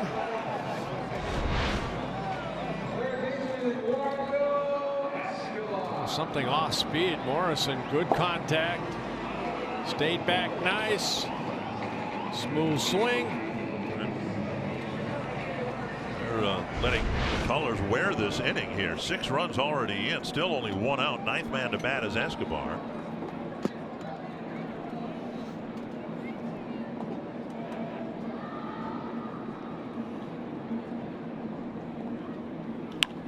Popped up on the left field line. Fisher in foul ground, reaches up, makes the catch for out number 2. Escobar's gone on 1 pitch. Now the 10th man to bat. Kepler, who started the inning with a 4-pitch walk.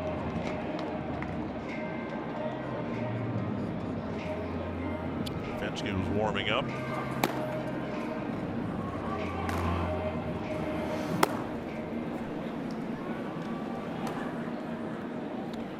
Joined by Kent.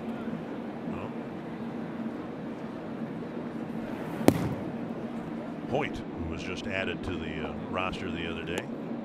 Tony Sipp put on the disabled list. Yeah, Sipp with a little bit of an oblique strain. Put on the 10-day disabled list. The only left-hander they had on that bullpen. Kepler takes a strike.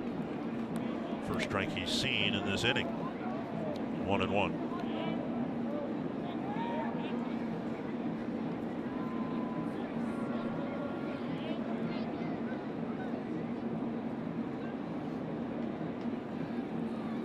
Drifting outside. First time all season long I've had to go to the next column on my scorecard. I like that because the Twins are hitting. It's not the opponent that is sending more than 9 men to the plate in an inning. I think we did that enough last year when Yes, Houston was here the other way. Launched to right field. Back and gone. A 2-run home run for Max Kepler.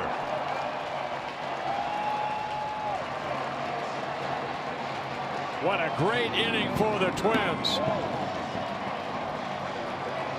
Twins have put an 8 spot up. And Kepler hitting his 2nd home run of the year. Astros got their run in the first after Gibson walked the leadoff man. And here in the 4th, McCullers walks the first 2 men and has given up an 8 spot. And the Twins will get into the Astro bullpen early here this afternoon.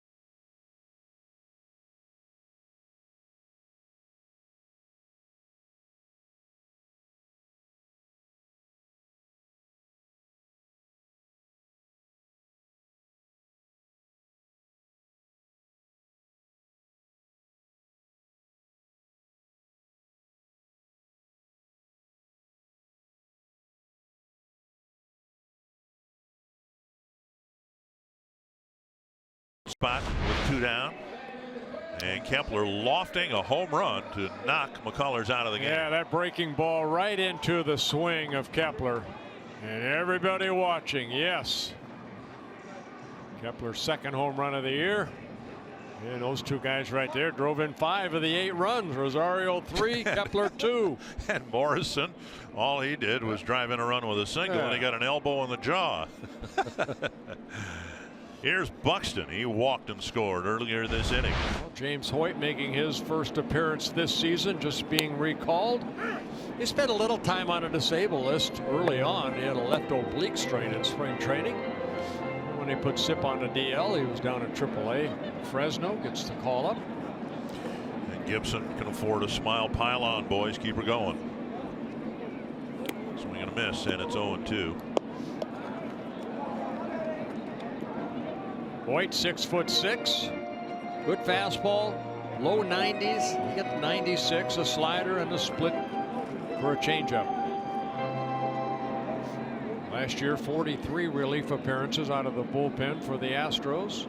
Had 66 strikeouts in 49 1/3 innings. 1-2 to Buxton.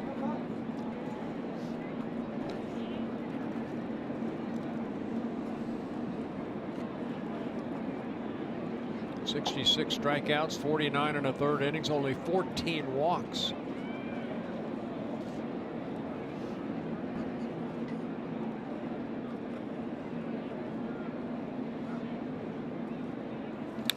Byron reaching across the plate to foul one to the screen. Still 1-2.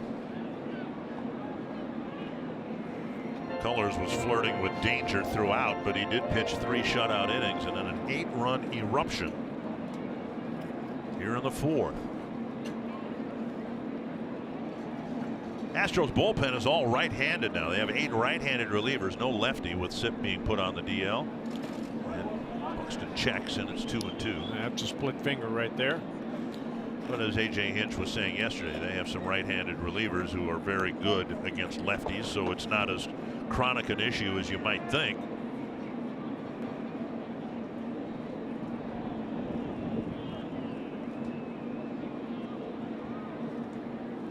On the ground, going to be a tough play. Correa to his left, and he gets Buxton by a half step. Biggest inning of the year for the Twins. They entered it trailing 1-0. They exit the inning leading 8-1.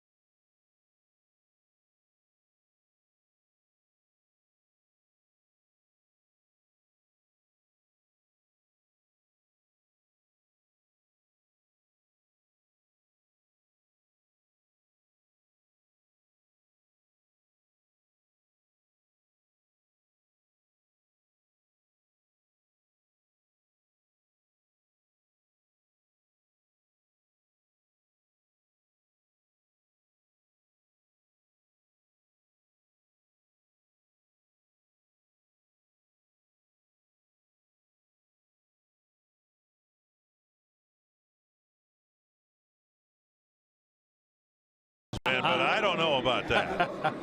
You were all here by circle. That away, kids. And they're playing hooky from school apparently too. Pepsi fans of the game going shirtless. That's a better idea. Keep your head protected. I like that. Well, the Twins opening up the ball game with an 8-run 4th, and now Gibson, the beneficiary of that 8-run inning, will go to work with the top of the Houston lineup, and there's a breaking ball over for strike 1. That's what he needs to do right there. Get ahead in the count, throw strikes, get those guys back on the bench. Maybe they'll add you more. 70 pitches now for Gibson.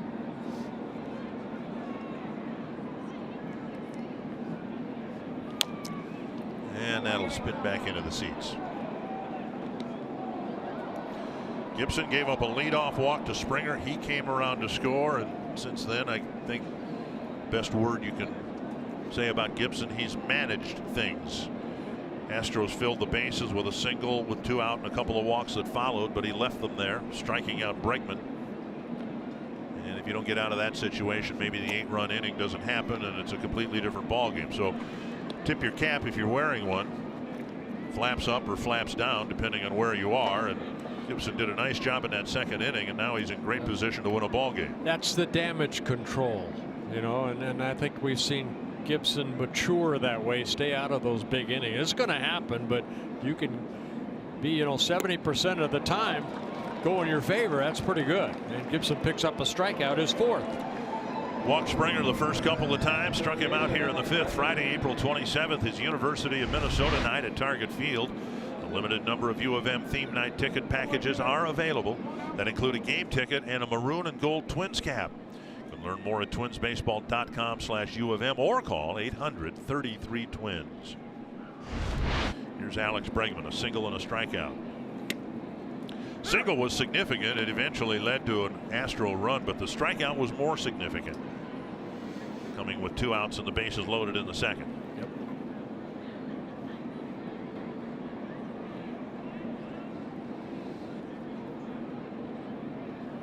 And a fastball for a strike, 0-2. It's remarkable the transformation of Gibson last year. Middle of the year last year, you had to wonder about the future of his big league career. He was demoted twice from a team that needed starting pitching. I mean, it'd be one thing. Talked last night about Colin McHugh has to pitch out of the Astros bullpen because the Astros are so deep in starting pitching. This is an organization that for years has been begging for good starting pitching, and they sent Gibson down twice, and then finally something seems to have clicked. Something clicked. Yeah, he came back. Somebody told him, you know what? Quit nitpicking. I'm going to use that word. Trust your fastball. That makes you more aggressive out on that mound, believe me. And he has a good fastball. He saw that fastball right there. Has good sink on it. Never been to, well, let's take a look at the last year on the left and Gibson on the right. You see where he's at on the pitching rubber compared to now. I think that's what we're showing here on the first base side, now more on the third base side.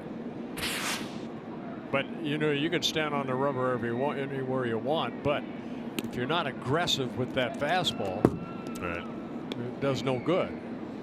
And it might be a difference too of where the rubber is. If it's here, that's fine. If the rubber's in Rochester, New York, that's not so good. Still the same 2-foot rubber. It just it travels all around. You'd rather be on this one here than the one in Rochester. Oh, good pitch Gibson right was there. coming off the mound. He thought he had gotten the strikeout. That would have been just a 2nd out, but I think he thought he had the corner here.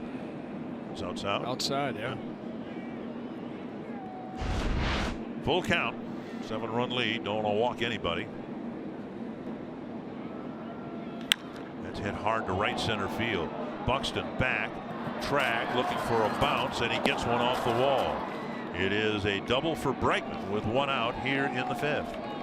Yeah, Bregman picking up his 2nd hit. Second baseman Jose Altuve. I'm just looking. I believe that's the first extra base hit. No, Correa had a double in the first game for the Astros.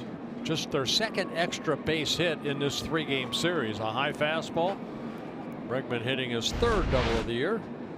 And now Altuve. Altuve on a check swing. Nubbed one between home plate and the mound. Gibson threw him out in the 1st. And he hit a fly ball to center very early in his 2nd at bat.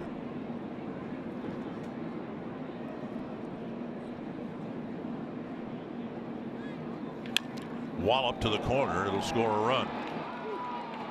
And Rosario fires it to 2nd base. Back-to-back pitches hit hard against Gibson, and it's 8-2. It's tough going into a ball game and not keeping this guy Altuve off the bases. Such a good hitter. He wanted that ball away, left middle in. Altuve opened up and finds a way to get the barrel of the bat on that baseball consistently. Here is Correa, sacrifice fly on the first and a single in the third. Altuve gets an RBI, his 4th of the year.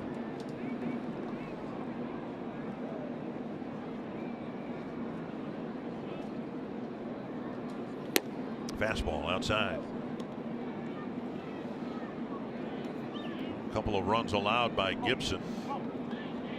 Came in with an ERA of under 1. Pitching with a big lead.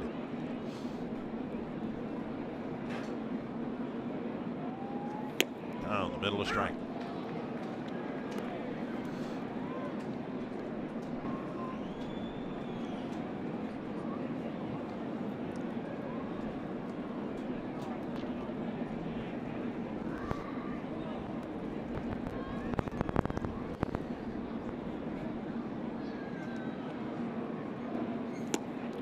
Down and in. Gibson with a walk in the first, 2 walks in the second, another walk in the fourth. Ran the count full to Bregman before giving up the double. Altuve lined the first pitch he saw for an RBI single. 5 fly ball outs for the Astros, 4 ground ball outs to go with 4 strikeouts. Need a ground ball here. Gibson falls behind. And now 3-1.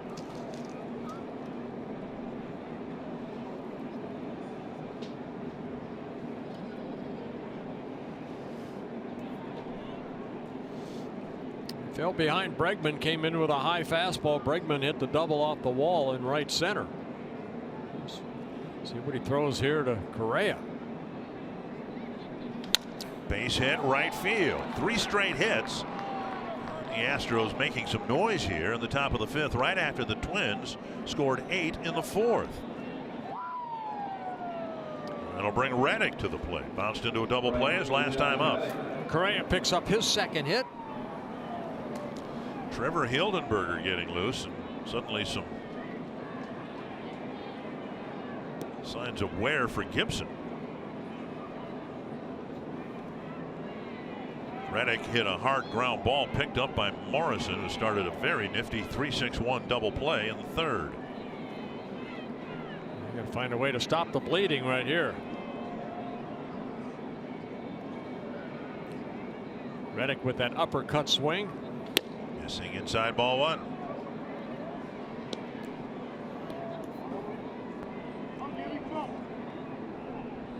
Gibson started the inning by striking out Springer on 3 straight hits.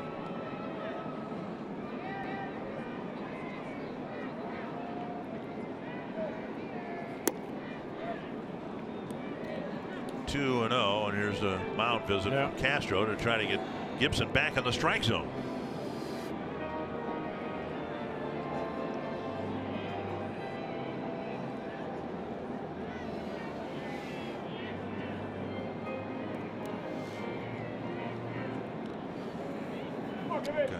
Going with the Dallas Keuchel look there.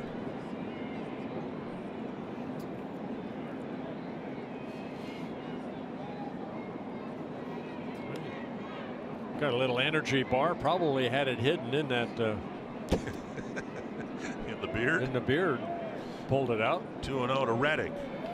That's down the left field line and foul by about 3 feet. And had trouble written over it.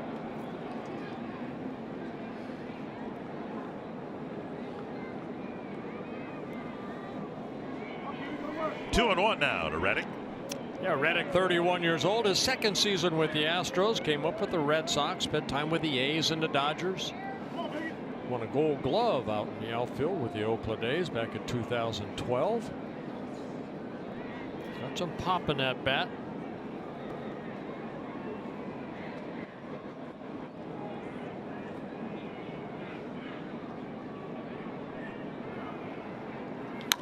Grounder.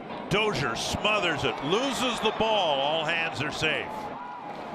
Diving to his left, he knocked it down, but the ball rolled out of his glove, and the bases are loaded now for Evan Gattis.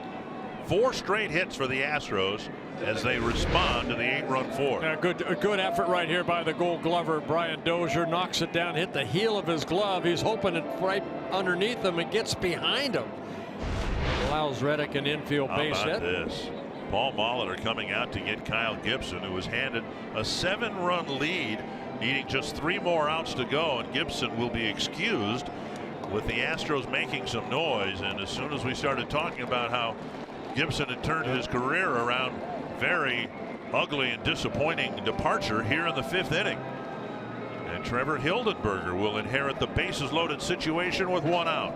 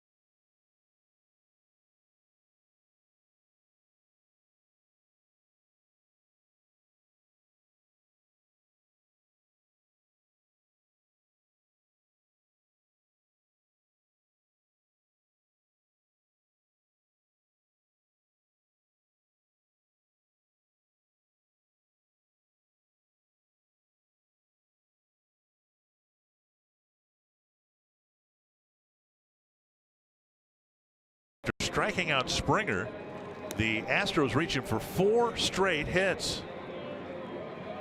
And Gibson will watch the rest of the game, or at least the rest of this 5th inning. And to qualify for a win, you have to go at least 5 innings. So Kyle will not get the win here, and it's up to Trevor Hildenberger to work out of this jam. Kind of an interesting year for Hildenberger, who pitched 5 1/3 innings. He's only given up 3 hits, but one of them a home run. He's issued 3 walks and struck out 1. So suddenly they're a little. Well, he worked here on Monday night. He worked an inning and a third. Gave up only 1 hit. He can get some ground balls with that sinker he has. Gaddis with a couple of outfield flies. And that is looped down the line, a base hit. Altuve and Correa will both score on Gaddis's first pitch single. And the Astros come back with at least 3 here in their half of the 5th inning. Well, ball left up right there. Hildenberger, more of a sinker slider type guy, left the pitch up, and Gaddis fought it off. 5 straight hits. Let's see where that is, about thigh high. And Kepler has to get it back in. And now Max Stassi, who struck out twice against Gibson.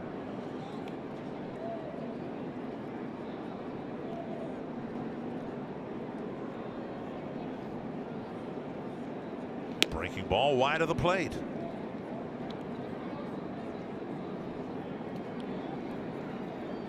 Although Gibson didn't walk anybody in the 5th inning, he continually fell behind the hitters, and that led to the hits.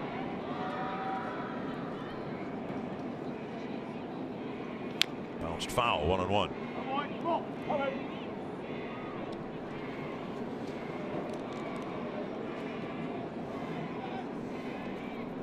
Reddick at third base, still his responsibility.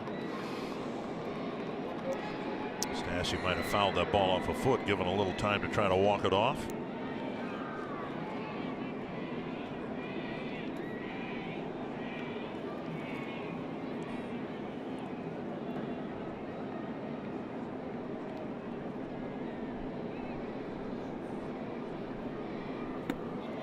And a breaking ball down and away, 2-1. This will be a game where most of the game will be pitched by the Twins bullpen and the Astros bullpen too.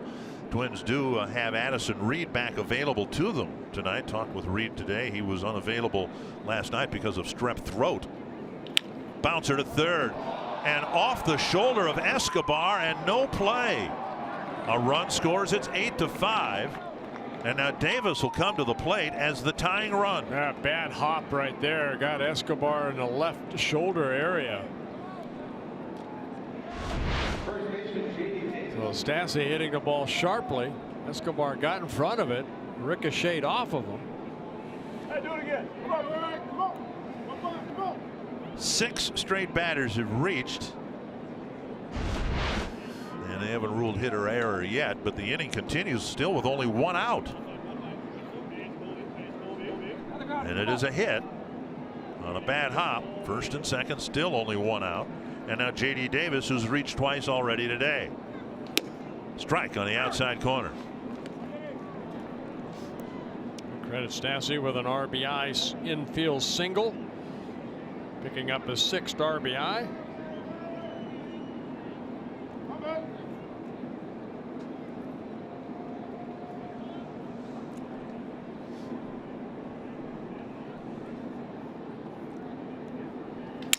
Busted bat and a little pop-up short left center field. Rosario, Buxton, and it was Rosario with the catch, and Buxton nearly collided with him. They did make contact, but it looks like both players are okay. Thank goodness, because both of them were running at full tilt.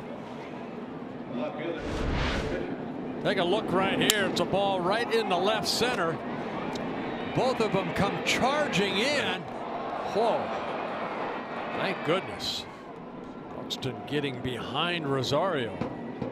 You can understand why Rosario was saying, hey, that's my ball. That's the left fielder's ball when you look where Buxton was, but with his speed, he was able to make a play on it too. Well, you can almost tell that, almost see that both of them were calling for it too. Derek Fisher with 2 on and 2 out, the 9th man to bat here in the 5th.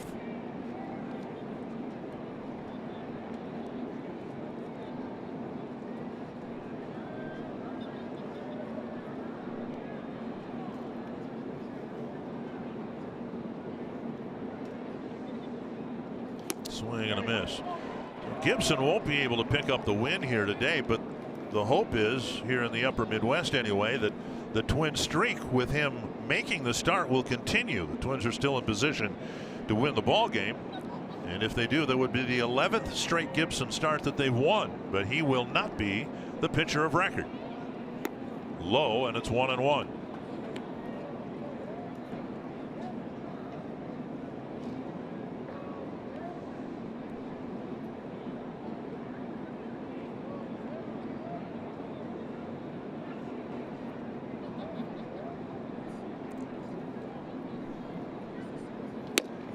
Missing inside, 2-1.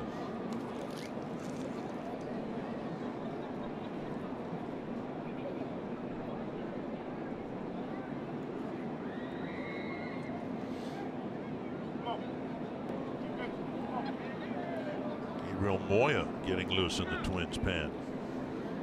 Well, the Twins saw the Astros do this an awful lot last year. Everybody in baseball saw the Astros do it. They hadn't really been firing on all cylinders offensively, but 6 straight hits here in the 5th. They're right back in the game now, up the middle, behind the bag, scooped up by Adrianza. The shift works and helps the Twins get off the field with the lead, but the Astros strike for 4.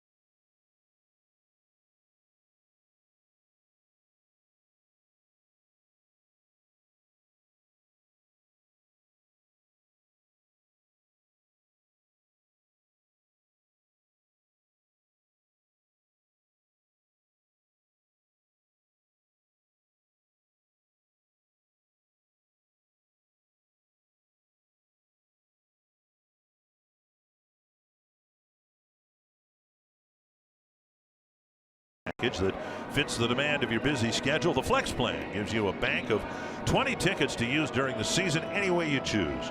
You go to 10 games with a friend if you have one, 20 games by yourself if you don't, one with 19 friends if you have an overabundance of friends. The Flex Plan gives you the flexibility to choose the games you wish to attend all the way up until first pitch. Learn more at twinsbaseball.com/flex. Jason Castro to lead off the bottom of the 5th in an 8-5 game. Castro struck out after 2 4-pitch walks opened the 4th inning. Castro struck out on 3 pitches. 1 strike. He has struck out both times here today.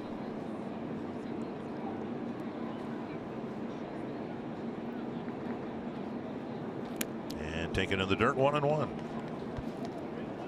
Last game of this series, and then the Twins toward the end of the year will head down to Houston to play 3 games. Twins have a Texas trip lined up with the 3 games in Arlington into early September, and then 3 games in Houston.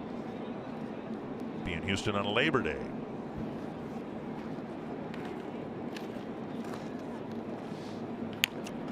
And Castro will get a base hit, I think. Bregman tried to pick it up with his bare hand. Teams have shifted Jason. And whether by design or not, an inside-out swing gets him a leaking single. He got jammed a little bit right there by Hoyt, and the ball just squibbed down that third baseline. Bregman, who was playing over toward short, really no chance. Tried to barehand it, but it is an infield base hit. Jason will take that in a heartbeat. And before Adrianza steps in, let's go to Marnie Gellner.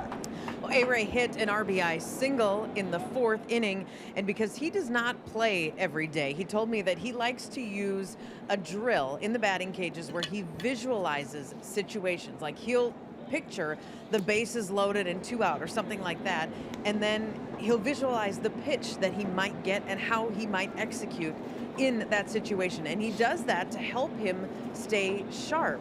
And that probably factored in that situation in the 4th. He executed, he drove the run in, got the hit.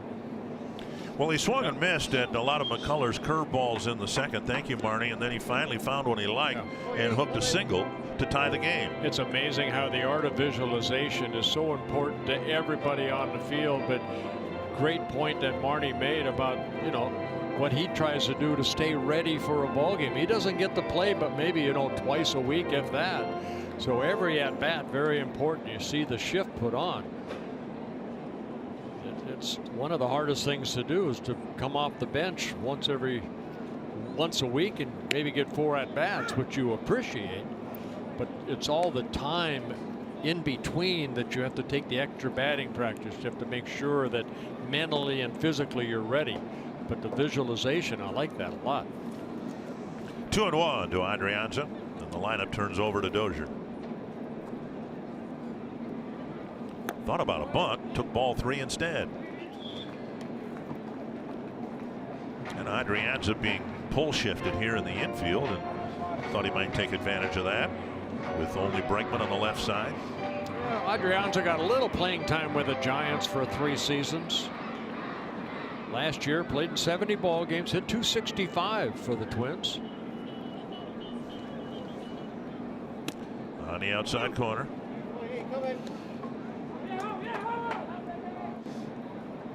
He was selected off of waivers by the Twins from the Brewers back in February of 2017. And a nice addition. Play a lot of different positions. Checked his swing, took a walk. And now the Twins answering with a threat in their half of the 5th inning. 1st and 2nd, nobody out for Dozier, and here comes A.J. Hinch. He's going to make a pitching change. It's the 7th walk the Twins have taken. Took 7 walks in last night's win over the Astros. So the Astros staff having trouble throwing the ball over the plate. Well, it's 46 degrees right now, and that's really, I think, the bottom end for comfort, whether it's for the players or the fans, and we've had much colder temperatures than that, but control's been an issue for both staffs throughout this series, with the exception of Verlander. And so a pitching change here. 1st and 2nd, nobody out, and the Twins trying to pad a 3-run lead.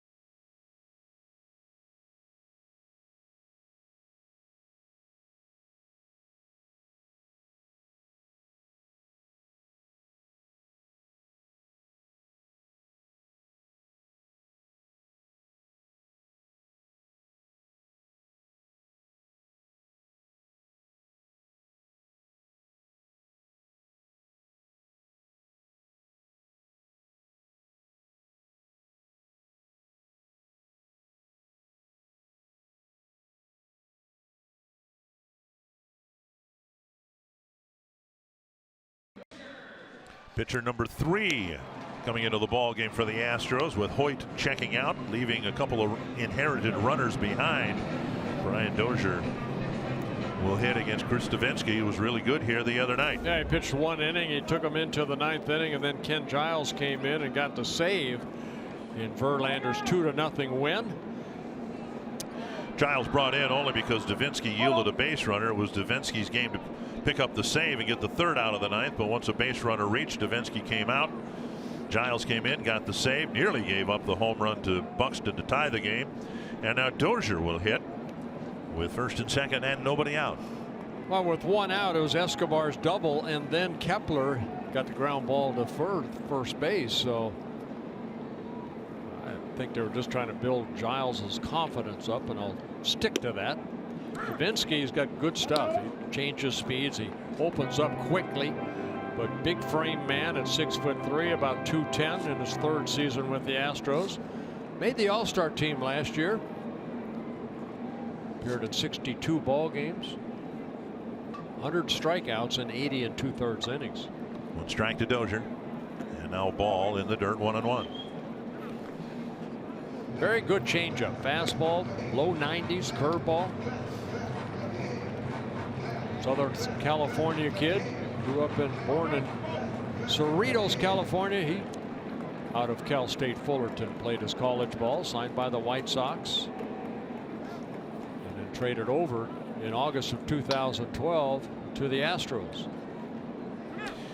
Twins took control of this game for the time being with an 8-run 4th inning, and to put that in some perspective, in 12 games this year, the Houston pitching staff had given up a total of 24 earned runs. And the Twins got 8 of them in 1 inning, and now looking for more in the 5th. Checked his swing, and it's 2-1. All 8 runs charged to the starter, Lance McCullers.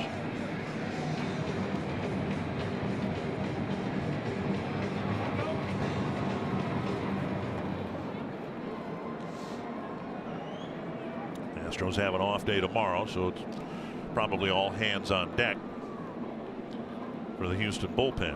And again, they're all right-handed. 8 right-handed relievers.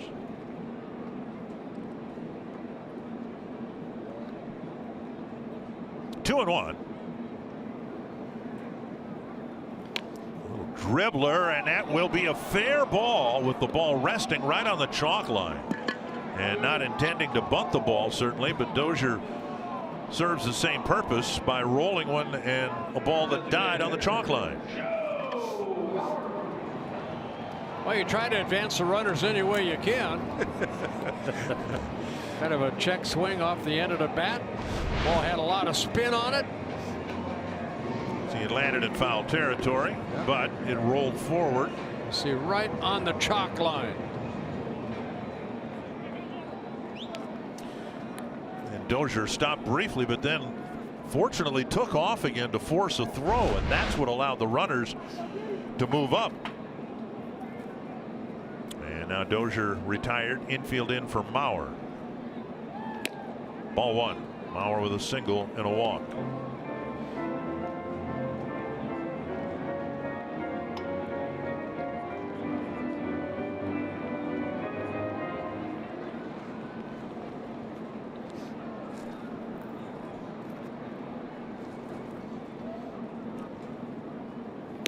Strike call, 1-1. We'd like to get a run or two right here after that 4-run top of the inning for the Astros. They get within 3.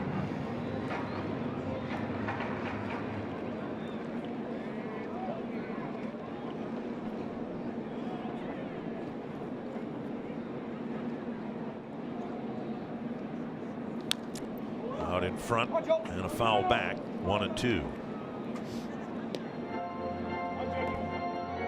Change up about 80 miles an hour. Fastball 92. Good spread.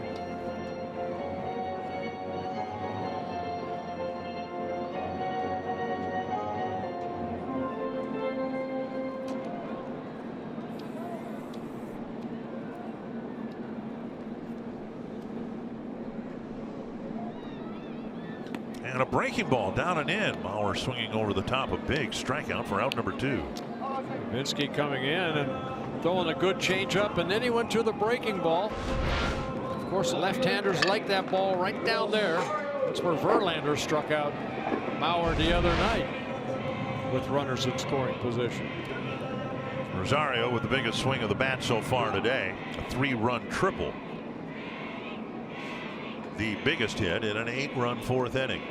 Now trying to get a 2-out hit here to get a couple of the runs back that the Astros got in the top of this inning. Yeah, McCullers, remember, left a curveball up, and Rosario slapped it for that triple to right center.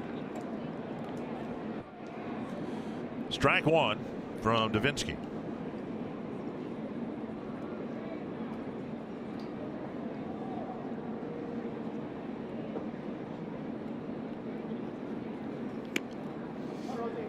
One and one. Gotta go back to the 4th inning, because last inning that high breaking ball just kind of spun right there, and then it stuck in the wall, and that allowed Mauer to score from first, and a 3-run triple. First triple of the year for the Twins. Came at a right time. Popped up into the seats. 1 and 2. Get the sense that 8 runs might not be enough here today, so this is a big at bat. Yep. Twins have been given an opportunity here with Castro's single and Adrianza's walk. Well, you see what the Astros did. The Twins put 8 on the board. They came right back with 4. You know, that's why I said you'd like to get a base hit right here and add to that 3-run lead. It's going to have to be a good 2-out hitting right here. 2 and 2.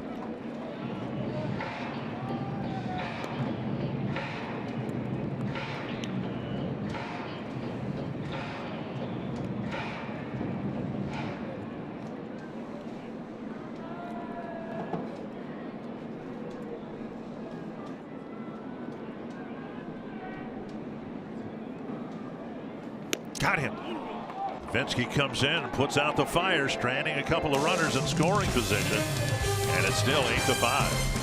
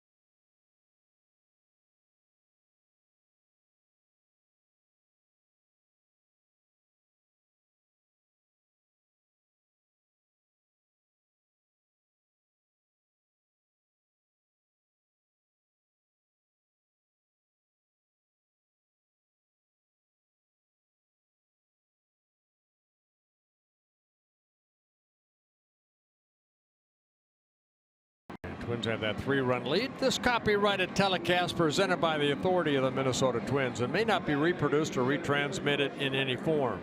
And the accounts and descriptions of this game may not be disseminated without the express written consent of the Minnesota Twins, LLC. I'm proud of you for saying that. Beautiful day. You know, you grew up most of your childhood in California. You live in Florida now. It's 46 degrees. And you're This willing is nice. to. Yeah, this is nice. refreshing. I like this weather. But I know. Like it 30, but I like this. I know why you say this. It's a nice day. It's because you endured what we've had so far in this homestand. And if you can put up with 30 degrees or whatever it was when we signed off the air last night. Well, you know what? And then with the weather that's supposed to be coming in, yeah, we better enjoy today. 1 strike to Springer. bouncer. Yeah, And better another hop. tough hop. The ball again hit right off the edge of the grass, and it looked like it kind of skipped on Escobar, but he made the play one away. He stayed at that one. The other one came up and hit off his chest or left shoulder area. That had to be smarts on a day like today. But right there, ground ball, Escobar. Make sure he gets the throw over to Mauer. Or excuse me, Morrison today. Look where it hit. Well, I guess it was a foot or so onto the dirt, but it did seem to skip to him a little bit. Nowadays, if you get a bad hop, they're really noticeable. But boy, the fields are so much better shape than they were for most of your career. You know, you spent part of your career watching outfielders, you know, track ground balls and try to run across ground, you know, that Alan Page had right. played on about two days before. One strike to Bregman. The purple people eaters. 2 strikes to Bregman. He started the 4-run uprising for the Astros. The Twins sent 11 men to the plate in the bottom of the 4th, and the Astros batted around in the top of the 5th. Yeah, Gibson fell behind, came in with a high fastball, and Bregman hit it off that wall in right center. That's hit well to left center. Rosario looking up, and it is gone into the bullpen. Bregman with a double, a single, and now a home run, and it is 8-6. Yeah, his first home run of the year. And the first home run for the Astros in this series, as Kepler's home run was the first for the Twins in the series. Well, here come the Astros. And raise your hand if you're surprised, and I better not see too many hands. Yeah, Bregman 19 home runs last year in his first full season. Boy, went down and hit that ball a long way into the bullpen area. Altuve single, jumped on the first pitch. In fact, I think in his 3 at-bats with Gibson, he only saw 3 pitches. And he swings at the first pitch here in the 6th. You know, Altuve's base hit, that now his hitting streak here at Target Field is 17 games. It's the longest streak by any opponent ever at Target Field. And no surprise, it's Jose Altuve. 1 strike to Altuve. Headed up the middle, cut off by Adrianza. Low throw. What a pick at first by Morrison. They may want to look at this. It's a heck of a pick, and we'll see if the out is recorded by Bruce Dreckman, the first base umpire. And they will not challenge it. Adrianza throwing on the run. Right. Yeah. Great pick by Morrison, who's playing at first base instead of Mauer. He's made a couple of nice fielding plays over there. 2 down, and now Correa.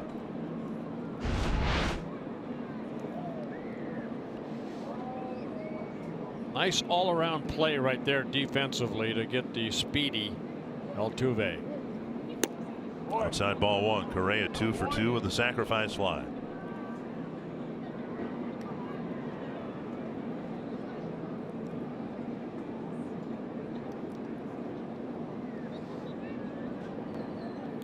Fouled back to the screen. Hefty swing by Correa.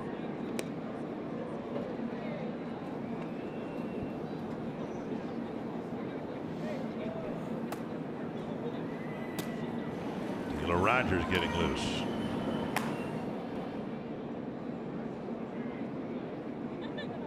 And another swing, a big swing by Correa, dropping down to 1 knee.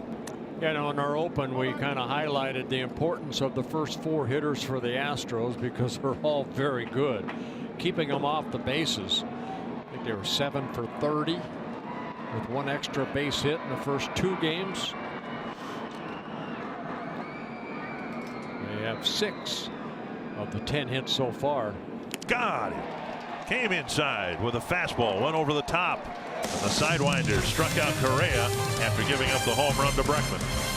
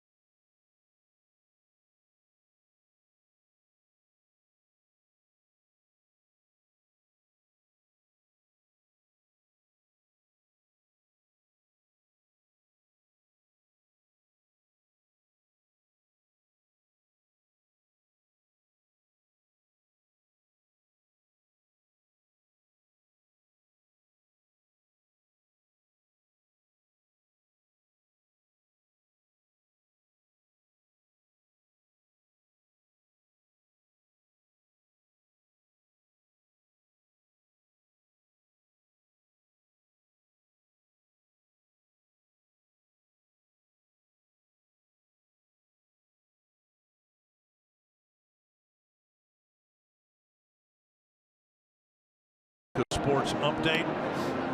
And when Bartolo Colon is on the mound, you almost always see something you haven't seen before. You know, Albert Pujols right back to him. Ricochets off his glove. And Pujols is thrown out at first.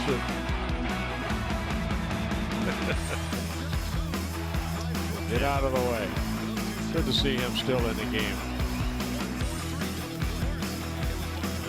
Pujols thought he had a base hit, and instead it was a double play that ended the inning. Now the Twins leading by a couple, but the momentum has changed in this game. And it'll be Logan Morrison leading off in the 6th inning, middle of the Twins lineup, looking to get some runs back. At one point they had a 7-run lead. Will Harris is the new Houston pitcher. Yeah, making his 6th relief appearance in his 4th season with the Astros. Scouting report on Harris: fastball, low 90s, curveball, cut fastball, and a changeup. He's pitched for the Rockies and Diamondbacks. Came over to the Astros in 2015. And with the left side of the field open, Morrison shoots one foul down the left field line, and Gary Pettis, the outfield coach, saying, hey, well, let's play him just a little bit more straight up. 2 strikes now, and he's just moved Derek Fisher closer to the line. Infield, though, still in pull mode. Morrison's hit 2 balls hard today and walked. And a check swing foul. Lined out to Davis at first in the 1st inning. Drew a walk in the 3rd, and then lined an RBI single and scored a run in the 4th.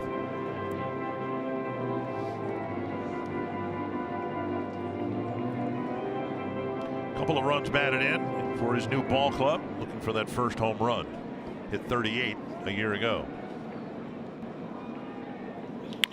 Rounded into the shift. Altuve waits for it and makes the play, 1 away. It sounded like Morrison got jammed a little bit right there and hit that ground ball for the first out. And now Eduardo Escobar 0 for 2 with a walk.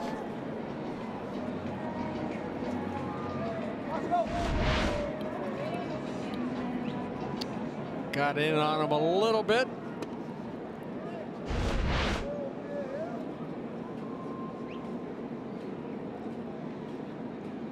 Morrison probably still feeling that in the dugout. On a cold day. Outside, ball 1. Curveball left high. Harris a couple years ago made the All-Star team for the Astros.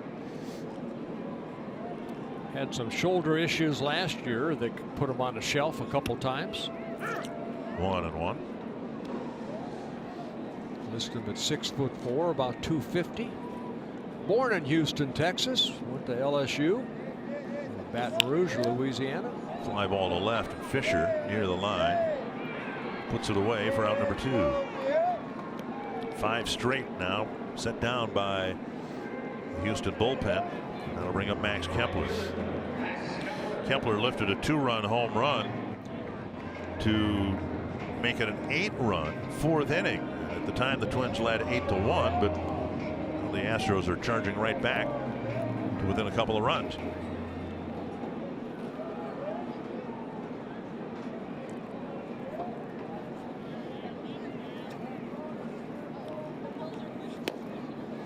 And a strike.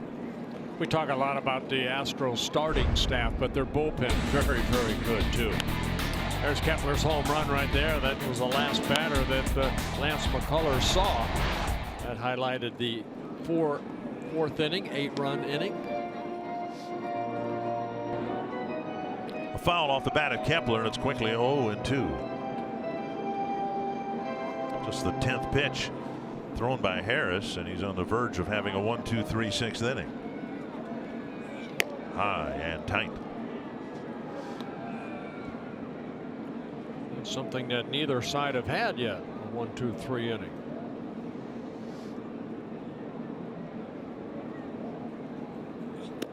Just off the plate. 2-2.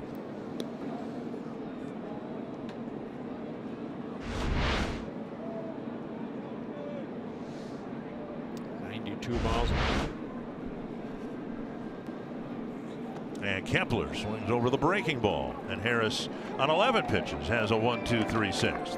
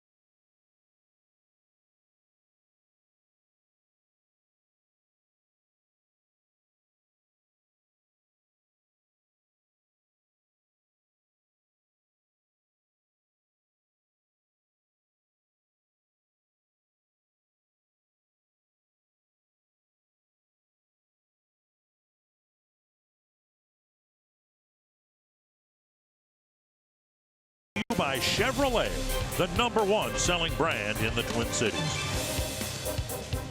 Well, we got an 8-6 ball game here at Target Field, going to inning number 7. Kyle Gibson worked the first 4 1/3 innings. Trevor Hildenberger worked an inning and 2/3. Now the 7th inning. We'll start with Zach Duke, who worked in yesterday's ball game. A very good, clean 8th inning for Zach Duke. Last night he threw 17 pitches, 10 for strikes, making his 6th relief appearance. They'll face Reddick to start the top of the 7th inning. And then Gaddis and Stassi. Duke put Preston to service in part because of the strep throat that hit Addison Reed. Pitch inside, ball 1.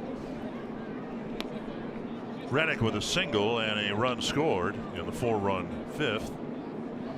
And the Astros got another run back on the Bregman home run.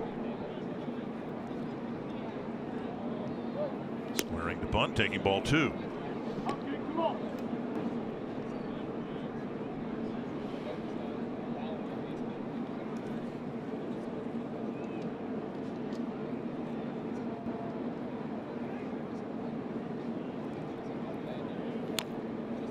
Chopper foul, 2-1.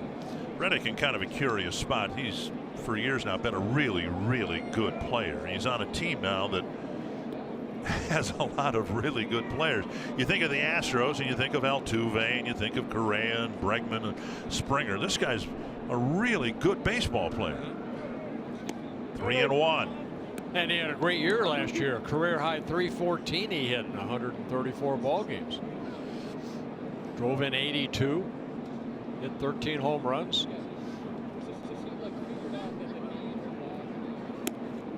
Three and 2.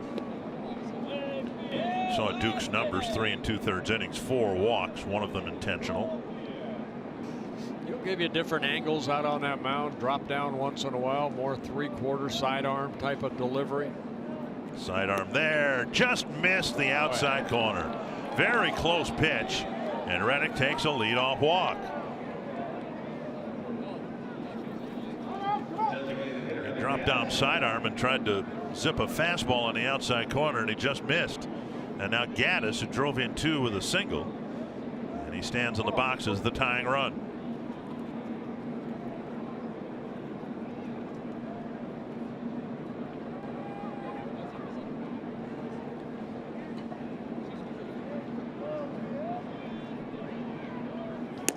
There's a strike. Yeah, Gaddis, a guy that 6'4", 270, stands right on top of the plate. Almost dares you to pitch inside. See how close he is, and then he kind of leans. His hands are almost on the inner part of the plate. Hit a long way, but very foul. He wants you to do that very quick. Gaddis has never worn batting gloves, and if he's not going to wear them in the frost of Minnesota, he's never going to wear them. He's chopped down some trees somewhere. I don't know where. He's a big man. 2 strikes to Evan Gaddis. Ouch. Breaking ball, an awkward swing and foul over the screen. See, I can laugh now. I couldn't laugh on the mound when hitters took that type of swing. Hey, he fought it off. He kind of doinked it, you know, when he picked up the 2-run single in that couple innings ago down that right field line.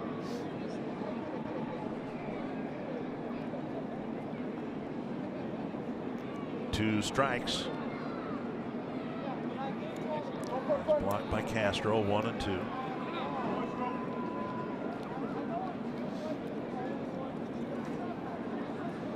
Castro was the everyday catcher, mainly with the Astros when he was there, and Gaddis was his backup.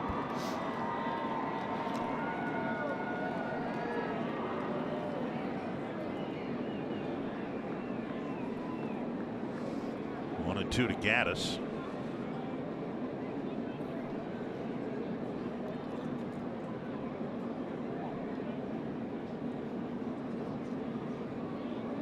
Breaking ball on the outside corner, got him. Yeah, Gaddis gave up on it. So Duke picks up a strikeout. And now Max Stassi will bat. Watch this ball start outer half and then. Okay, we'll take it.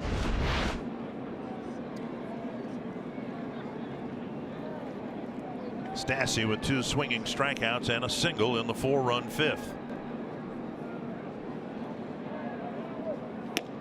Over the inside corner, a strike. Never been a big fan of the phrase whenever I've used it. It looked like the ball broke around the plate, but that's what it looked like happened to Gaddis on strike 3.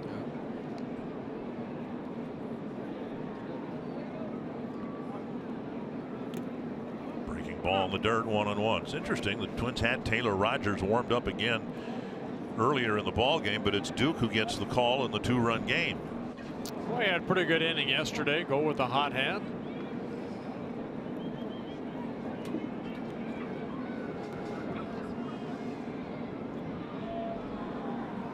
One and 1. Fastball for strike 2. Let's go back to that breaking ball around the plate. Well, he's, you know, got to credit Castro too for holding it right there. Fan in the front row there pretending he's an umpire.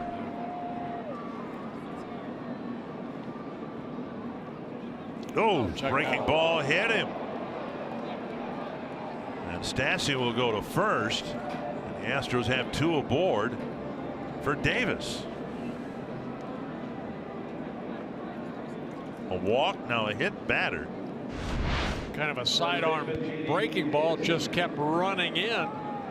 Status tried to get out of the way, got the right foot.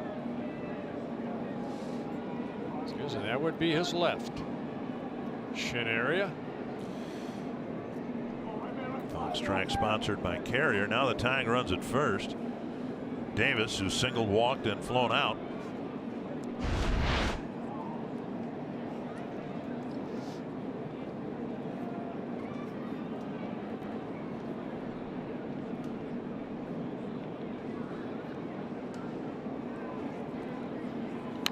Off the handle of the bat, foul.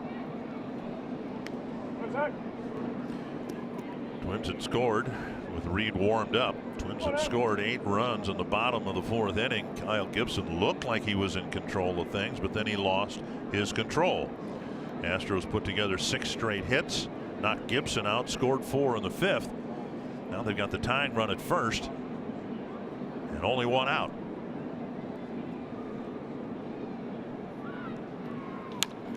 Now 2 strikes.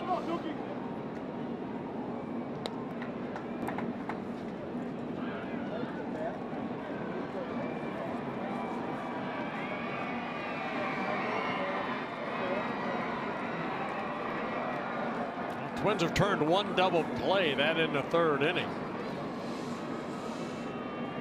Duke ahead in the count, as you mentioned.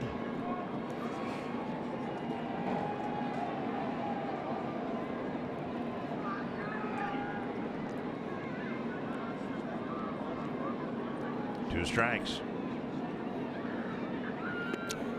See a pitch that he hit Stassi with.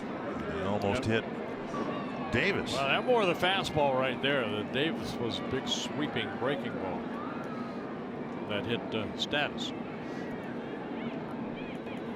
Reddick at second, Stassi at first, Davis with a 1-2 count.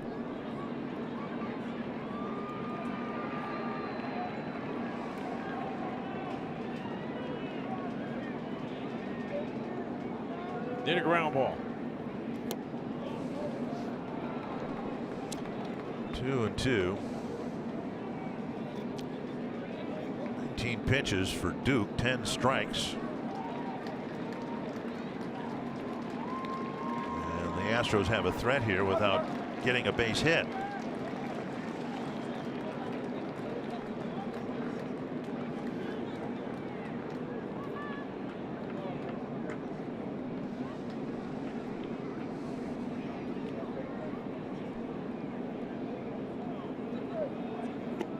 There's a breaking ball down and in. 3-2.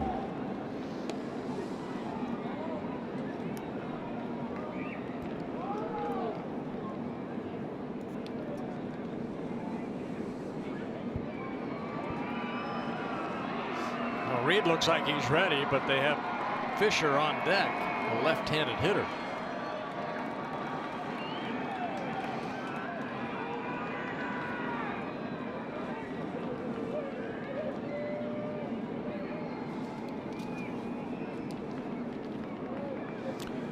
Three and two to J.D. Davis. Front runner goes. Trail runner did not go, and it's a foul ball.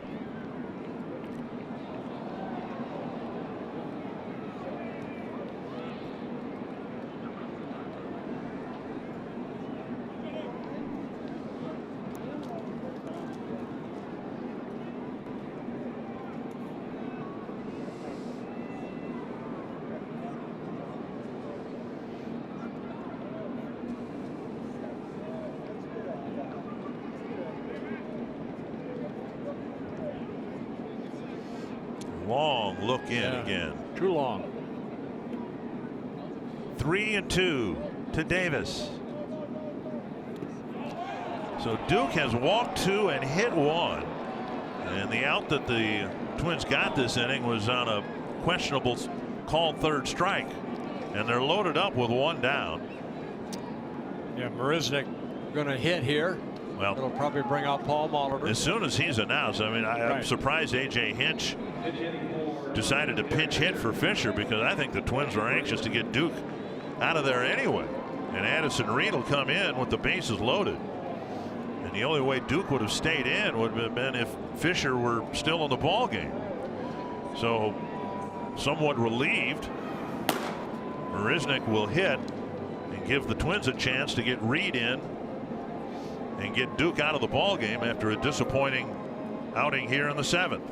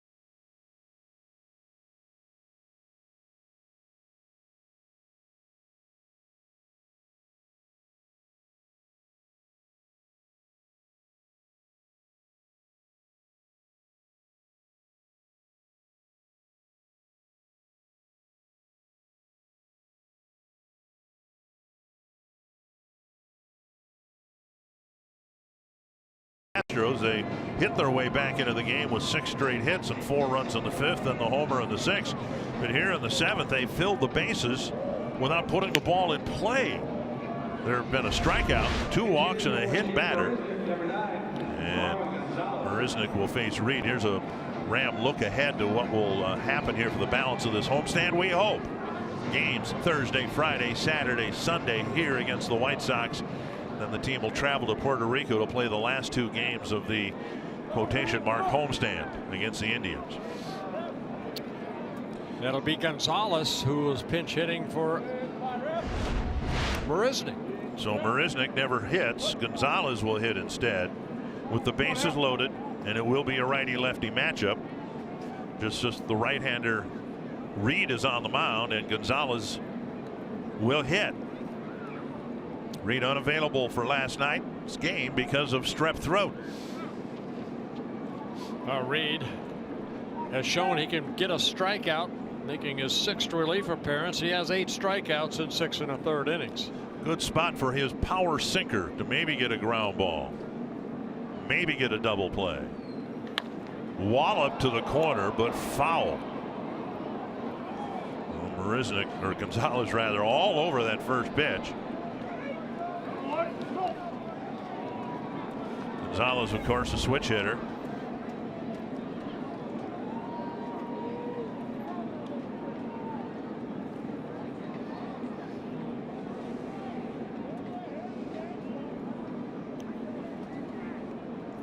One strike from Reed to Gonzalez.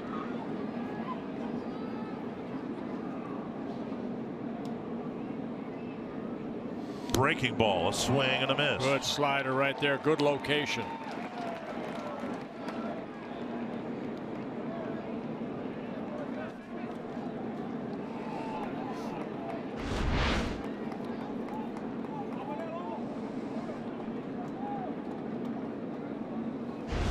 Over the top of the breaking ball.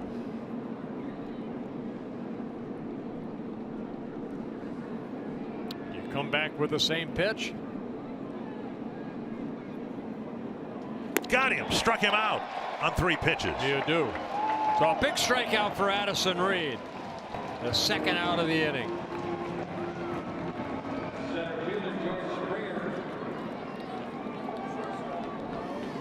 You know, Reed, former closer, been in situations like this. Sometimes the game is on the line here in the 7th or 8th inning.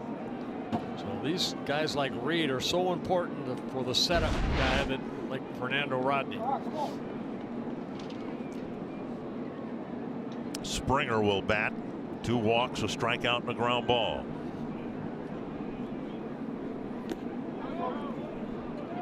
Blocked by Castro, ball 1.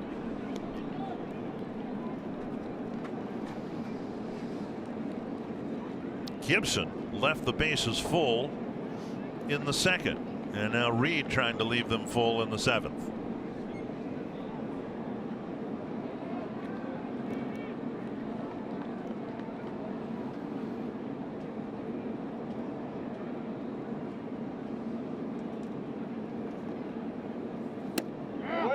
Checked his swing. 2-0. Talked with Reed before the game, and he take a look at the check swing here. Yep, good check. Reed to semi-apologize for his voice, and I said, well, you don't have to make your living with your voice like I do. And he said he feels a whole lot better. He really was weakened yesterday. Had never had strep throat before. Foul back, 2-1.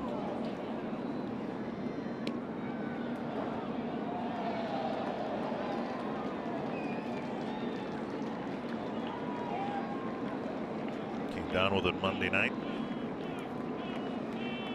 Back on the mound here on Wednesday.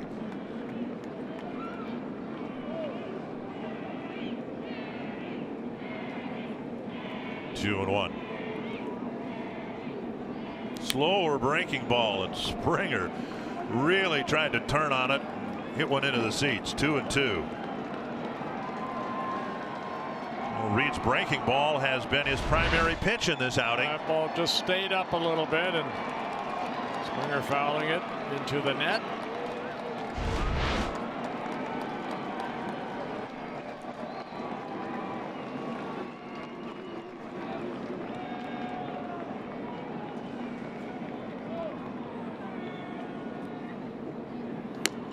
Now 3-2 with the bases loaded and 2 down. And get Springer to chase on a high fastball. Has not been a ball put in play in this inning. 2 strikeouts, 2 walks, a hit batter, and now a full count to Springer.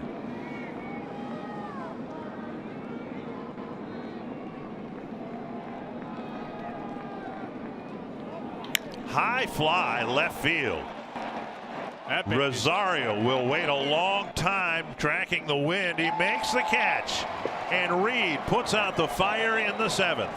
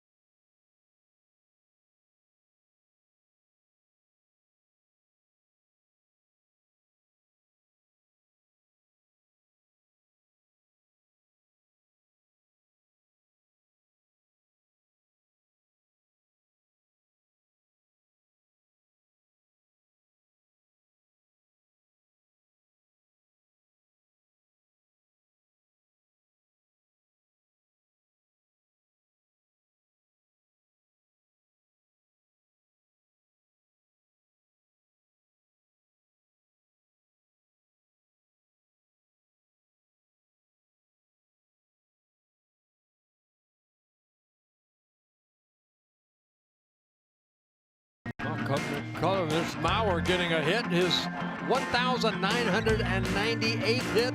That was in the first inning. Eddie Rosario being hit 3-run triple in the 8-run 4th inning for the Twins. And later in the inning, Max Kepler's 2nd home run. Twins had an 8-5 lead or 8-1 lead. Now it's 8-5 because of a 4-run top of the 5th inning. 6 straight hits for the Astros.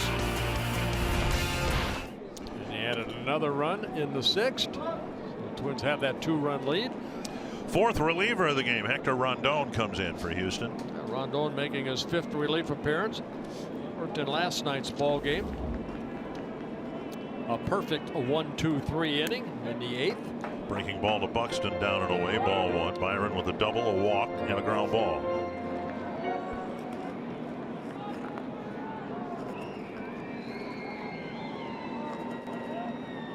High fastball, gets a swing and a miss. So we saw from Rondon last night. Very good fastball. Came a free agent after his 5 years with the Chicago Cubs. And the Astros signed him to a 2-year contract. Ooh. Got home plate umpire Alfonso Marquez, a foul tip. 1-2. Stassi immediately turning around and checking with the umpire. Gonzalez is in left field. The result, intended or not, of the pinch hitting by A.J. Hinch on the outside corner, Buxton called out. The result is there are only 3 bench players for the Astros, and Hinch ended up using 2 of them with 1 move. That pitched 6 inches outside. Well, I think that's what he wanted. You know, he wanted the pitching change. I know that he didn't want Fisher to hit in that situation. I think Marisnik was more of a setup for Gonzalez. Gonzalez, good hitter. Now, Zach Duke was really struggling. I don't think the Twins minded at all the announcement of the pinch hitter to get Reed into the game. off the mound. Couple of hops to Correa, and Castro's quickly retired. 2 down. See, that's a cat and mouse game I think managers play. I think A.J. Hinch wanted to face Reed. He wanted Gonzalez in that situation. Well, then why not just pinch hit for him right away? He's a switch hitter. Yeah. Good question. You'd have to ask A.J. Hinch. Probably won't have the opportunity. I'm guessing it's after 3 frozen days here, whenever this game ends, they're going to get out of here and get to Houston as quick as they can. In a hurry. 2 down, and now Adrianja.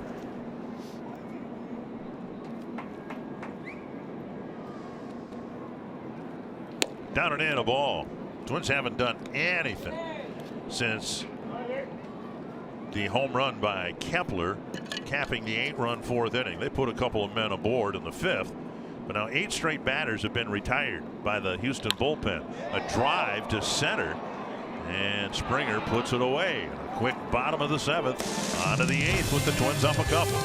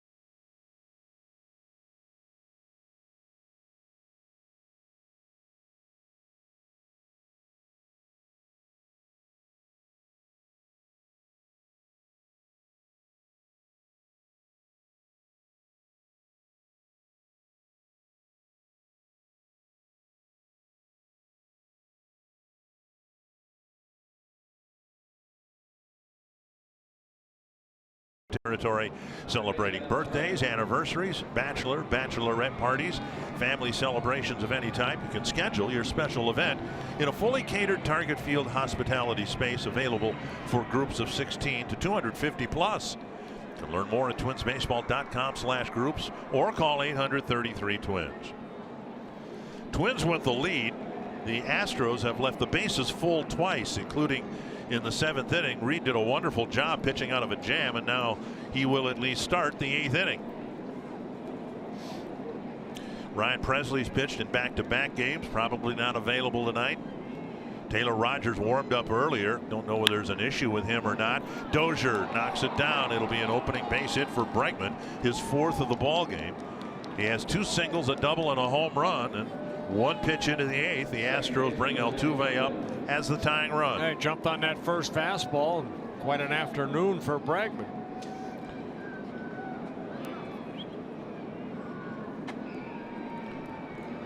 Now Altuve, who's been very aggressive here, swinging early in the count. That's one of the things he does so well. He has 1 hit to show for it. An RBI single in the 4-run 5th.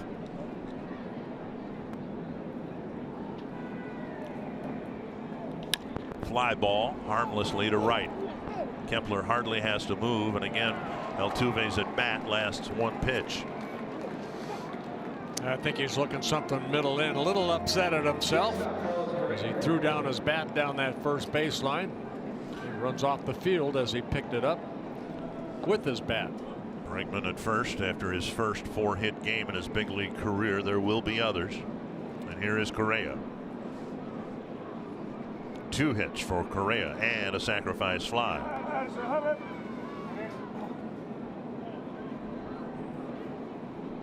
Trying to hold off the Astros. That is not an easy thing to do. 7-run lead after the 8-run fourth. Astros responded immediately with 4 runs in the 5th, a run in the 6th, a big threat in the 7th, and now a runner on with 1 out in the 8th.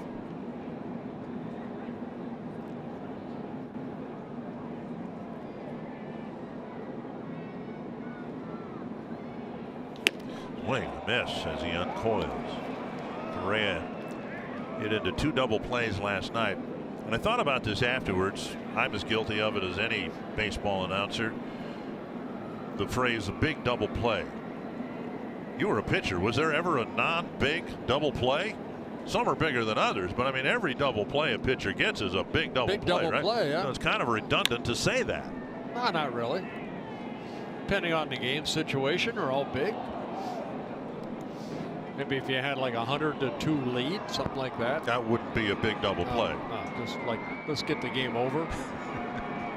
Oh, you're talking about in the month of March in spring training. Those aren't big double plays. No, they're not. Okay. 1-2 to Correa.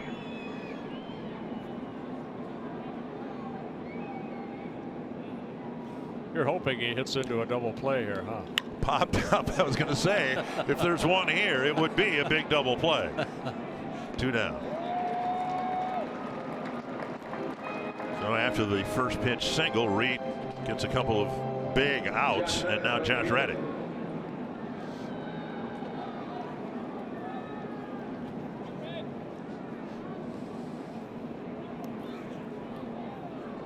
Reddick hit into a double play in the 3rd. It's also popped up, singled, and walked.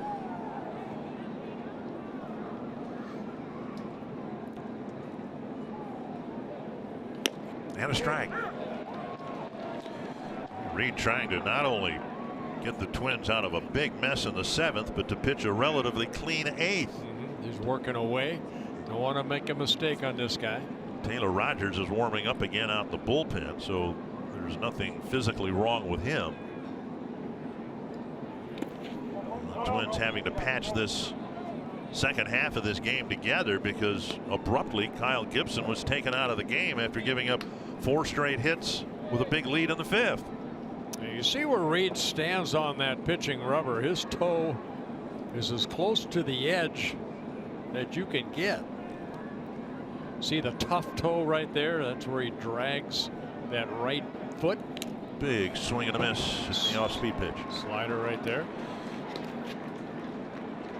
Remember Dan Herron did that toward the end of his career. I don't remember him doing it through his entire career, but he was just barely. In fact, some people said he wasn't in touch with the rubber. The Twins challenged him once on that. You know who did that? Johan Santana was over on the 3rd base side. Yeah. 1-2. High pop up right side. Good. Dozier waits and waits and waits, makes the catch, and the inning ends. And a really good outing by Addison Reed.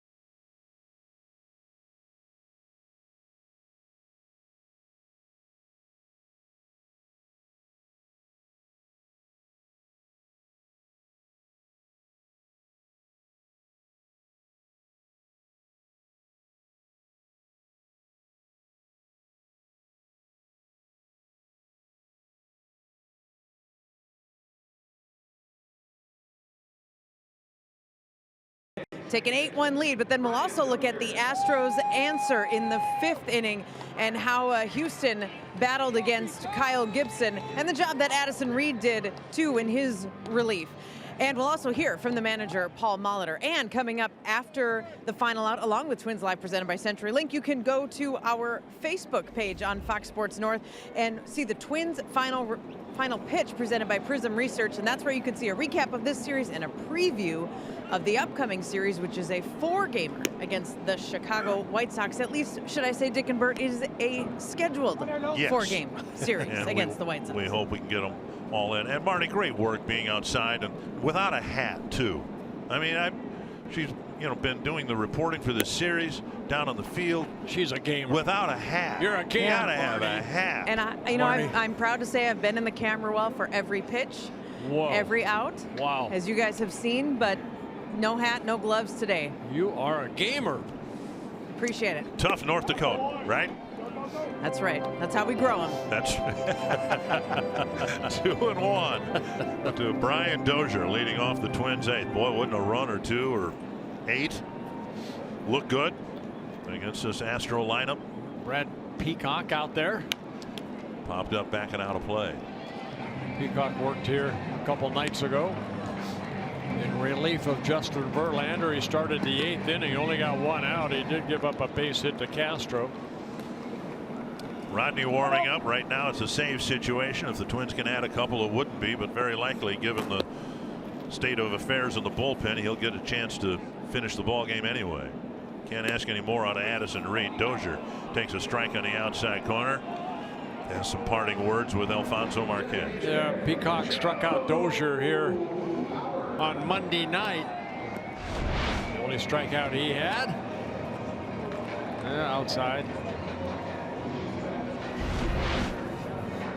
The disfavor with Marquez's strike zone began in the 1st inning. Early on, we heard some chirping from the Astro dugout. 1 away, and here's Mauer. A hit, a walk, and a couple of strikeouts. Breaking ball, missing inside. Talked about Peacock a little bit on Monday, being a former starter last year, now in the bullpen because of the 5 horsemen that they have. So he's accepted this role. Hard throwing right-hander in his 6th season with the Astros. Had quite a year last year. 21 starts, 34 ball games, 13-2. 161 strikeouts and 132 innings pitched. 57 walks. Fastball burning the outside corner. 2-1.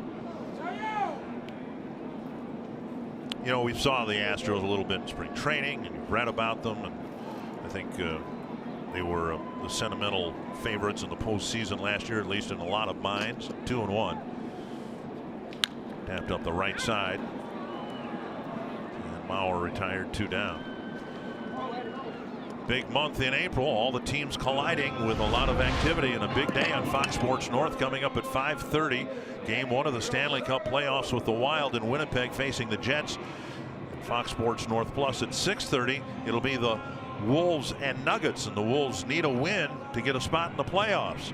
Stay up to date on programming throughout the month of April. Daily updates on foxsportsnorth.com and FS North social platforms. But this is, 3 games, so you don't see the whole starting rotation, but we know how good the Astros starting pitchers are. You look at this team at the end now of this 3-game series, there are no weaknesses. You watch a team play and you think, well, maybe if this happens and that happens, they might be in trouble. I don't see it. Do you? Well, you look pitching, defense, and offense. Those are the main 3. And I'll tell you what, they definitely have the pitching. Defense, they're very, very solid, especially up the middle. We haven't seen them hit. Now they've got 6 runs on the board here today, 10 hits, but they're going to hit a lot better. You're right. 2-0 to Rosario.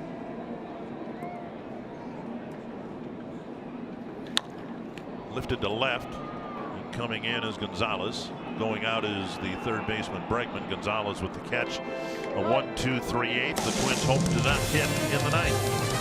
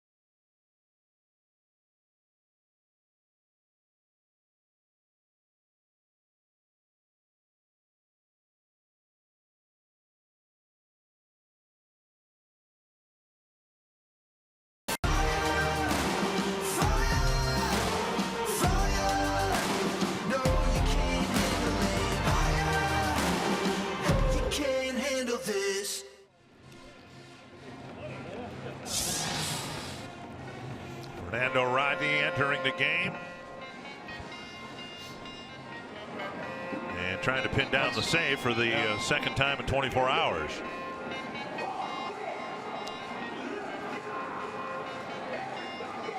Yeah, Rodney get a second save in last night's 4-1 win. He worked the ninth inning. Of course, 19 pitches, 14 first strikes. He came in last night with a 3-run lead. Here he comes here with a 2-run lead. He'll face Gaddis, Stassi, and Davis, and the Twins hope that'll be enough then. And everybody can go back to the warm clubhouse and say that they won a series against the defending world champions.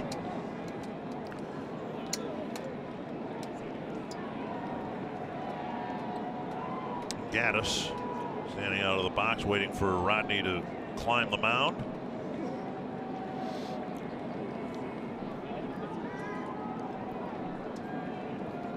Gaddis with a 2-run single in 4 trips.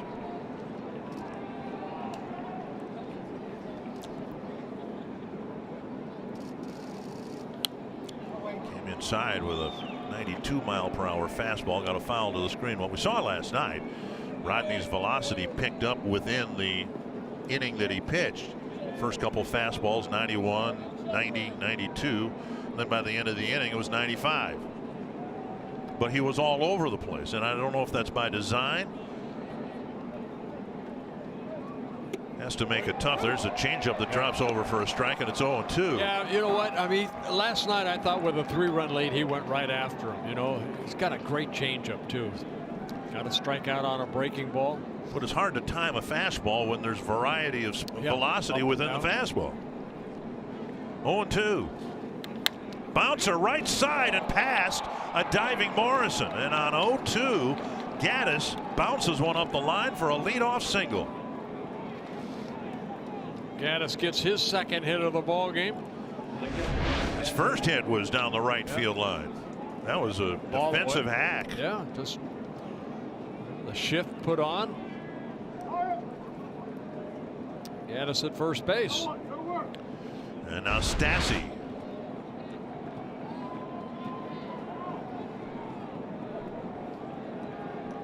Will bat. Hit by a pitch his last time up. He has a single and 2 strikeouts today. Half swing. They will appeal, and he went 1 strike.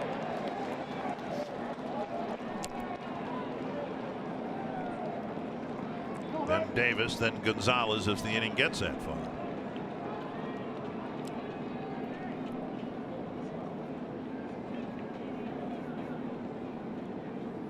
Fouled away, 2 strikes. So Rodney's come in and pumped 5 strikes. Gaddis just put one in play and ended up with a single on 0-2.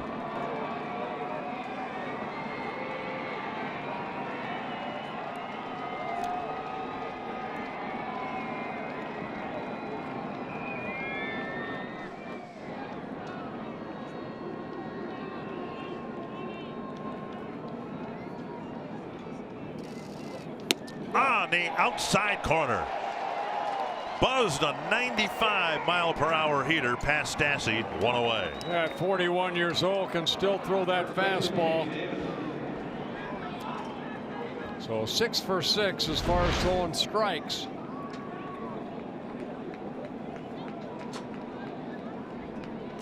CenturyLink, what's next? We hope 4 games with the White Sox starting tomorrow night. Lucas Giolito will go against Jose Berrios. A lot of new faces in the White Sox starting rotation. White Sox trailing late against the Rays, in danger of losing 6 straight before coming to Minnesota. Ball 1 to J.D. Davis. 2 walks, a single, and a fly ball to left off the bat of Davis.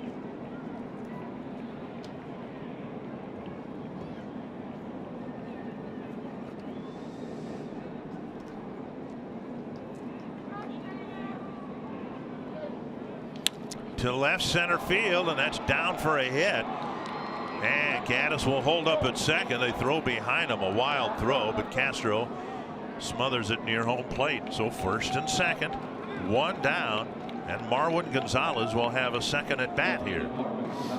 Davis picking up his second hit. So the 12th hit for the Astros here this afternoon. They've left 11 men on already, and now there are 2 aboard with 1 out. Gonzalez was struck out by Reed. Reed showing him a really good slider. And we'll see how Rodney attacks him here with the tying run at first and 1 away. How about this? Would this be a big double play? This would be a big double play. Huge. Tickles the outside corner with a changeup.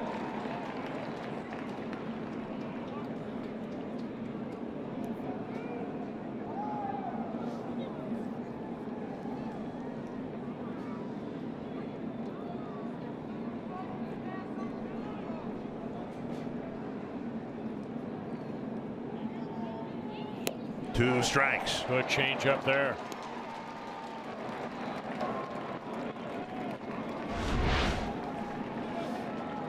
He's got a good one, and it's got some movement on it. And he just put that in the perfect spot, down and away.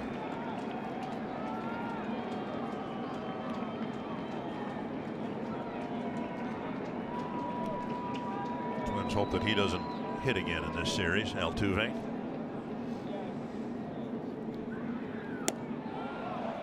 Came inside with a changeup and missed the corner. It's 1-2. Nothing but changeups to Gonzalez so far. He froze Stassi with a fastball and a called 3rd strike. Springer on deck.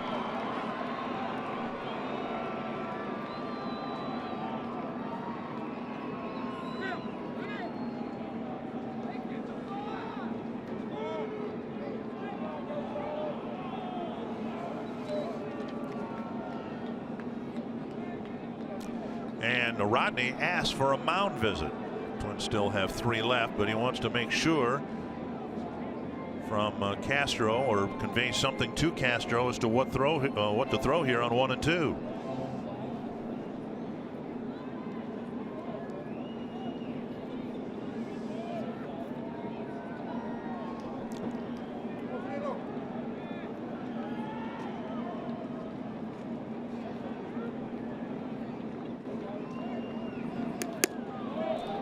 Fastball at 96 high, and Gonzalez didn't chase. Takes a little plate discipline right there, doesn't it? I mean, you see all these low changeups, and you've swung and missed at a couple of them, and then that high fastball comes in, and you're able to lay off somehow. Does he go fastball or changeup again? Like a changeup missed low. Now a full count, and a walk will put the tying run in scoring position.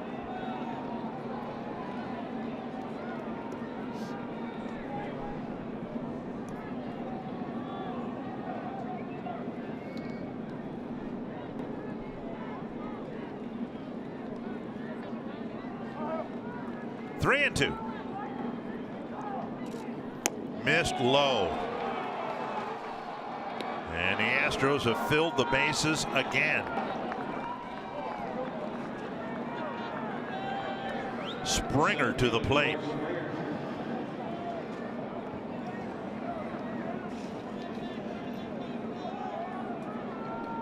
Springer walked his first 2 times up. Since then, a strikeout, ground out, and fly ball. Yeah, Springer made the last out in last night's ball game with a fly ball to center field off of Fernando Rodney. Bregman on deck. He's already got a 4-hit game.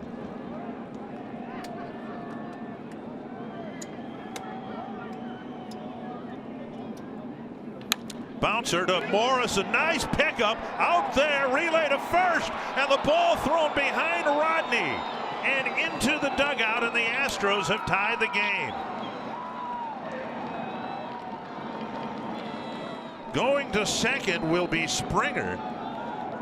Morrison with another nice fielding play, but the return throw to Rodney was off target, and 2-run score. I don't know if that's the right decision right there by Dozier. You know, Morrison was playing almost towards second base. He makes the play, but Rodney's slow getting over there. Watch this right here.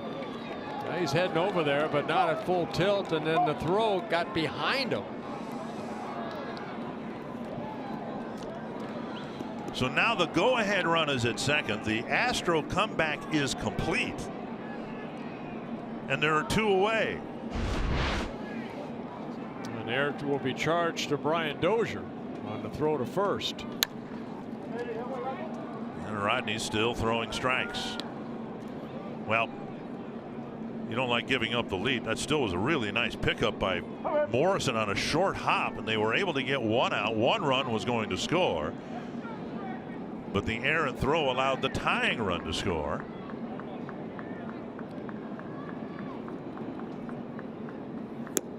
One and 1 to Bregman.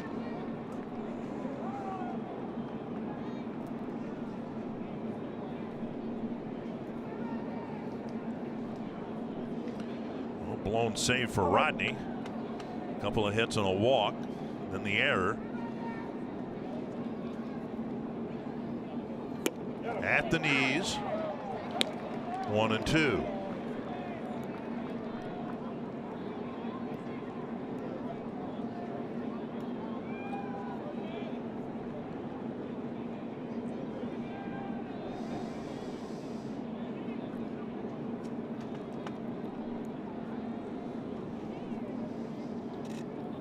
Backhanded by Castro. Now, if the Twins are going to win, it's going to be a walk-off win. 2 and 2. Scoreboard here says 2 and 1, but they missed the foul ball that started this at bat.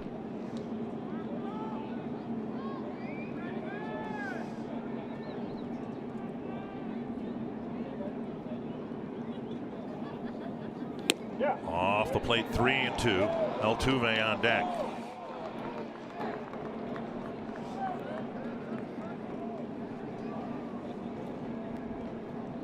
And Altuve, who was looking on, hoping for a chance, might get that chance here in the 9th inning.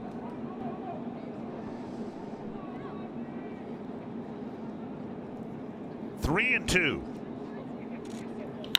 to left field, and Rosario puts it away. The Astros finally do tie the game. An error in the 9th makes it an 8-8 game.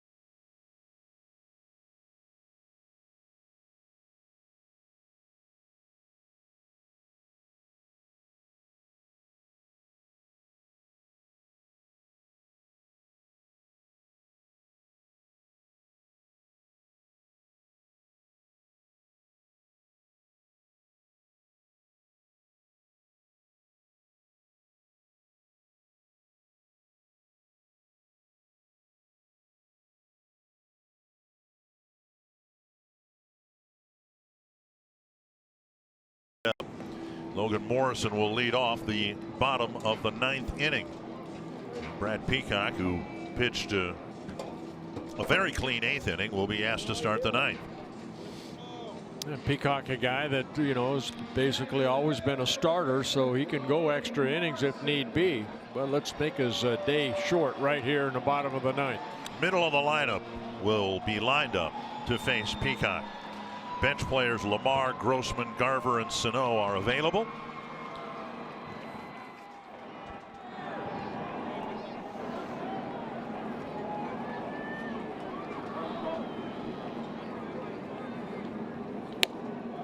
And it's been a slow start for Morrison in his Twins career, but his bat's starting to come around. making that nice hitter's sound more often than not now. We'll see what he can do to get things started here in the 9th. Fouled back, and it's 1-1.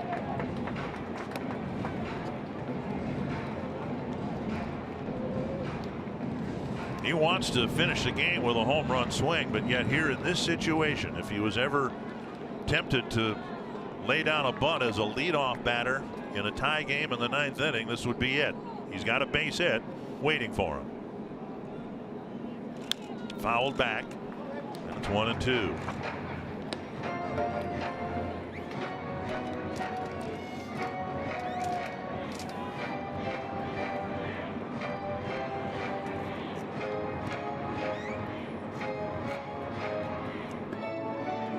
Morrison lined out in the first, singled sharply in the 4th.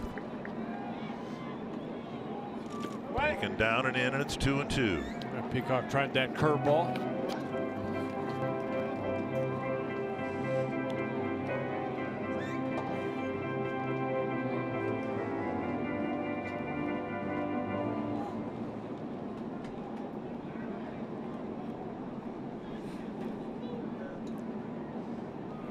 Foul back.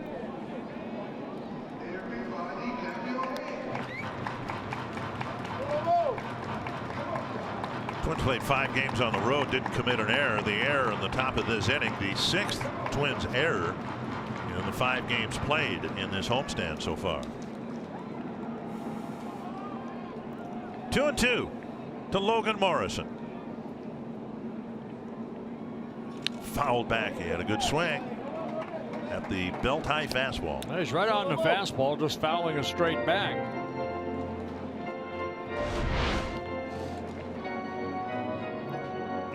Timing just a little off. Not much.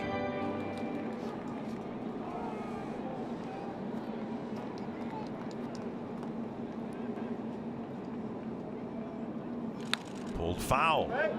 Watch out, Marnie.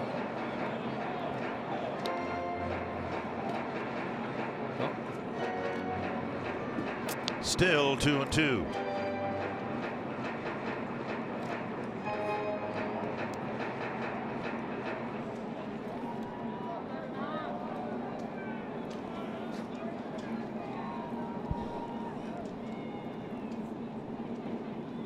Got him on an off-speed pitch. 1 away. He went with a hard breaking ball. And good at bat for Morrison, but he ends up striking out. Had some good swings. It's like a cut fastball. And Peacock picks up a 2nd strikeout. Escobar's been the Twins' most consistent hitter. He's been held hitless here today. A walk in the 1st, a couple of foul outs or fly outs, and a strikeout. Up and away, ball 1.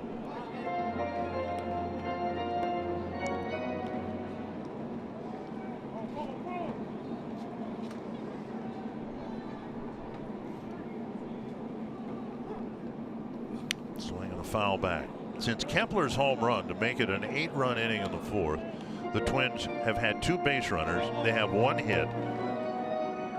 That was a leadoff single in the 5th. They've done nothing against this Houston bullpen. 1-2. That's what I was saying before. You look at the team, and there are a lot of teams out there. You go, well, their starting pitching's a little iffy, or the bullpen's a little iffy. The only reason the Houston bullpen gets ignored is because the starters are so good. Right. 1-2 to Escobar. Checked his swing.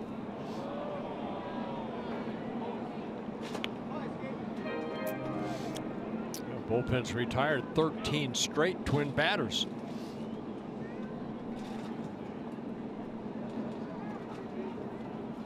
Hook to the corner and foul. He hit it off the end of the bat.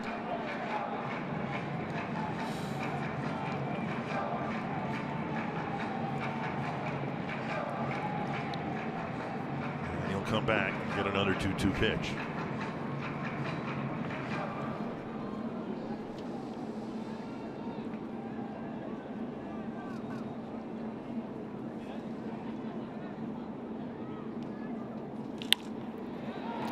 Altuve in short right field. Fields the first hop, 2 down, and that'll bring up Kepler with the bases empty.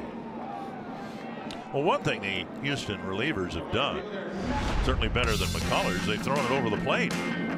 Well, there's Kepler's 2-run home run. That coming and really set off the end of the 8-run 4th inning.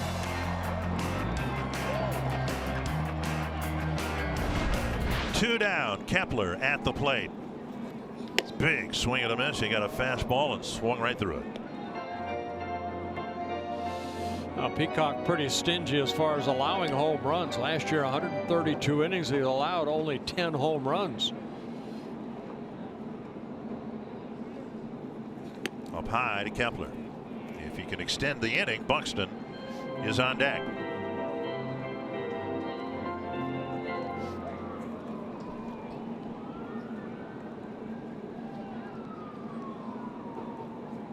Taken low, 2-1.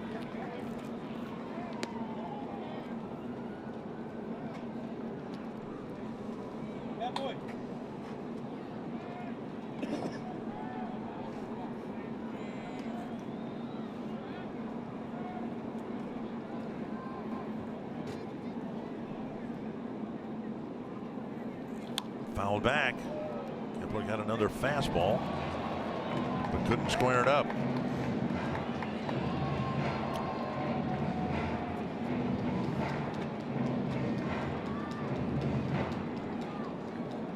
Sano looming in the dugout.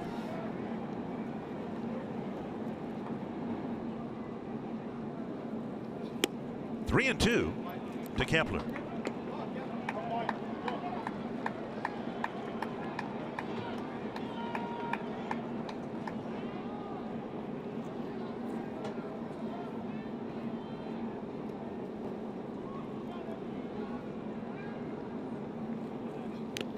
Fouled off the equipment of the catcher Max Stassi.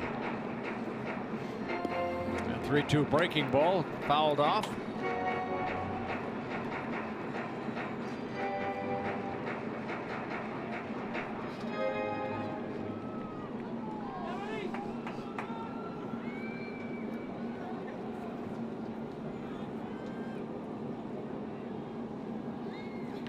Clobbered and crushed and gone.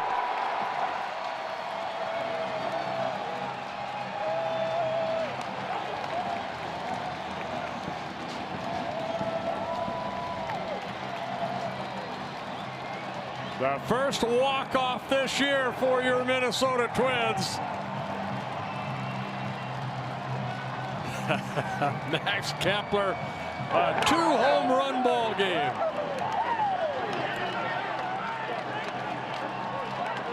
He got a cut fastball, slider, and did not miss it. The Twins end up taking the series 9-8 in the series finale. That's similar to the breaking ball that McCullers served him in the 4th inning.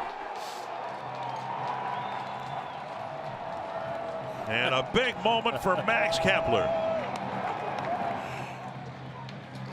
who's going to have an even bigger moment now because Marty Gellner is going to interview him in just a few moments. And the Twins, who frittered away a 7-run lead after the 8-run 4th inning, end up coming out on top in dramatic fashion. Max Kepler is standing by with Marty Gellner.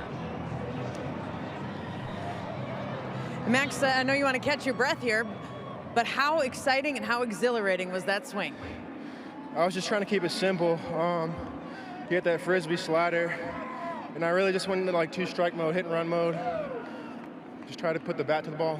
You had a nice at bat too. You saw 6 pitches before you hit that one out. How did that help you? I was just locked in. You know, the more pitches you see off a pitcher, I feel like you paint a picture and you just see the ball bigger and bigger.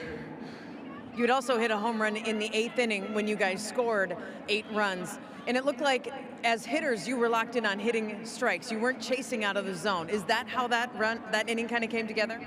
Yeah, I mean, that's our team's attack. You know, we're patient and try and see as many pitches as we can and just, yeah, not be too aggressive and, you know, be selfish about the game. And it was a little dramatic today, but how nice is it to walk out of here having just taken 2 of 3 from the defending World Series champs? It's awesome. I mean, I thought we were going to be here for a while, but yeah, kept it simple and it worked out. Appreciate it. Thanks a lot. Congrats, Max. Have a good one. The game-winning home run, the walk-off home run from Max Kepler. Guys, that was pretty exciting.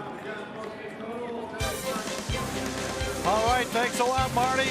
Coming up next on Twitch Live, presented by CenturyLink. Nothing to it, right? A walk-off after an Astros rally. We'll hear from Paul Molitor and bring on the Shy Sox.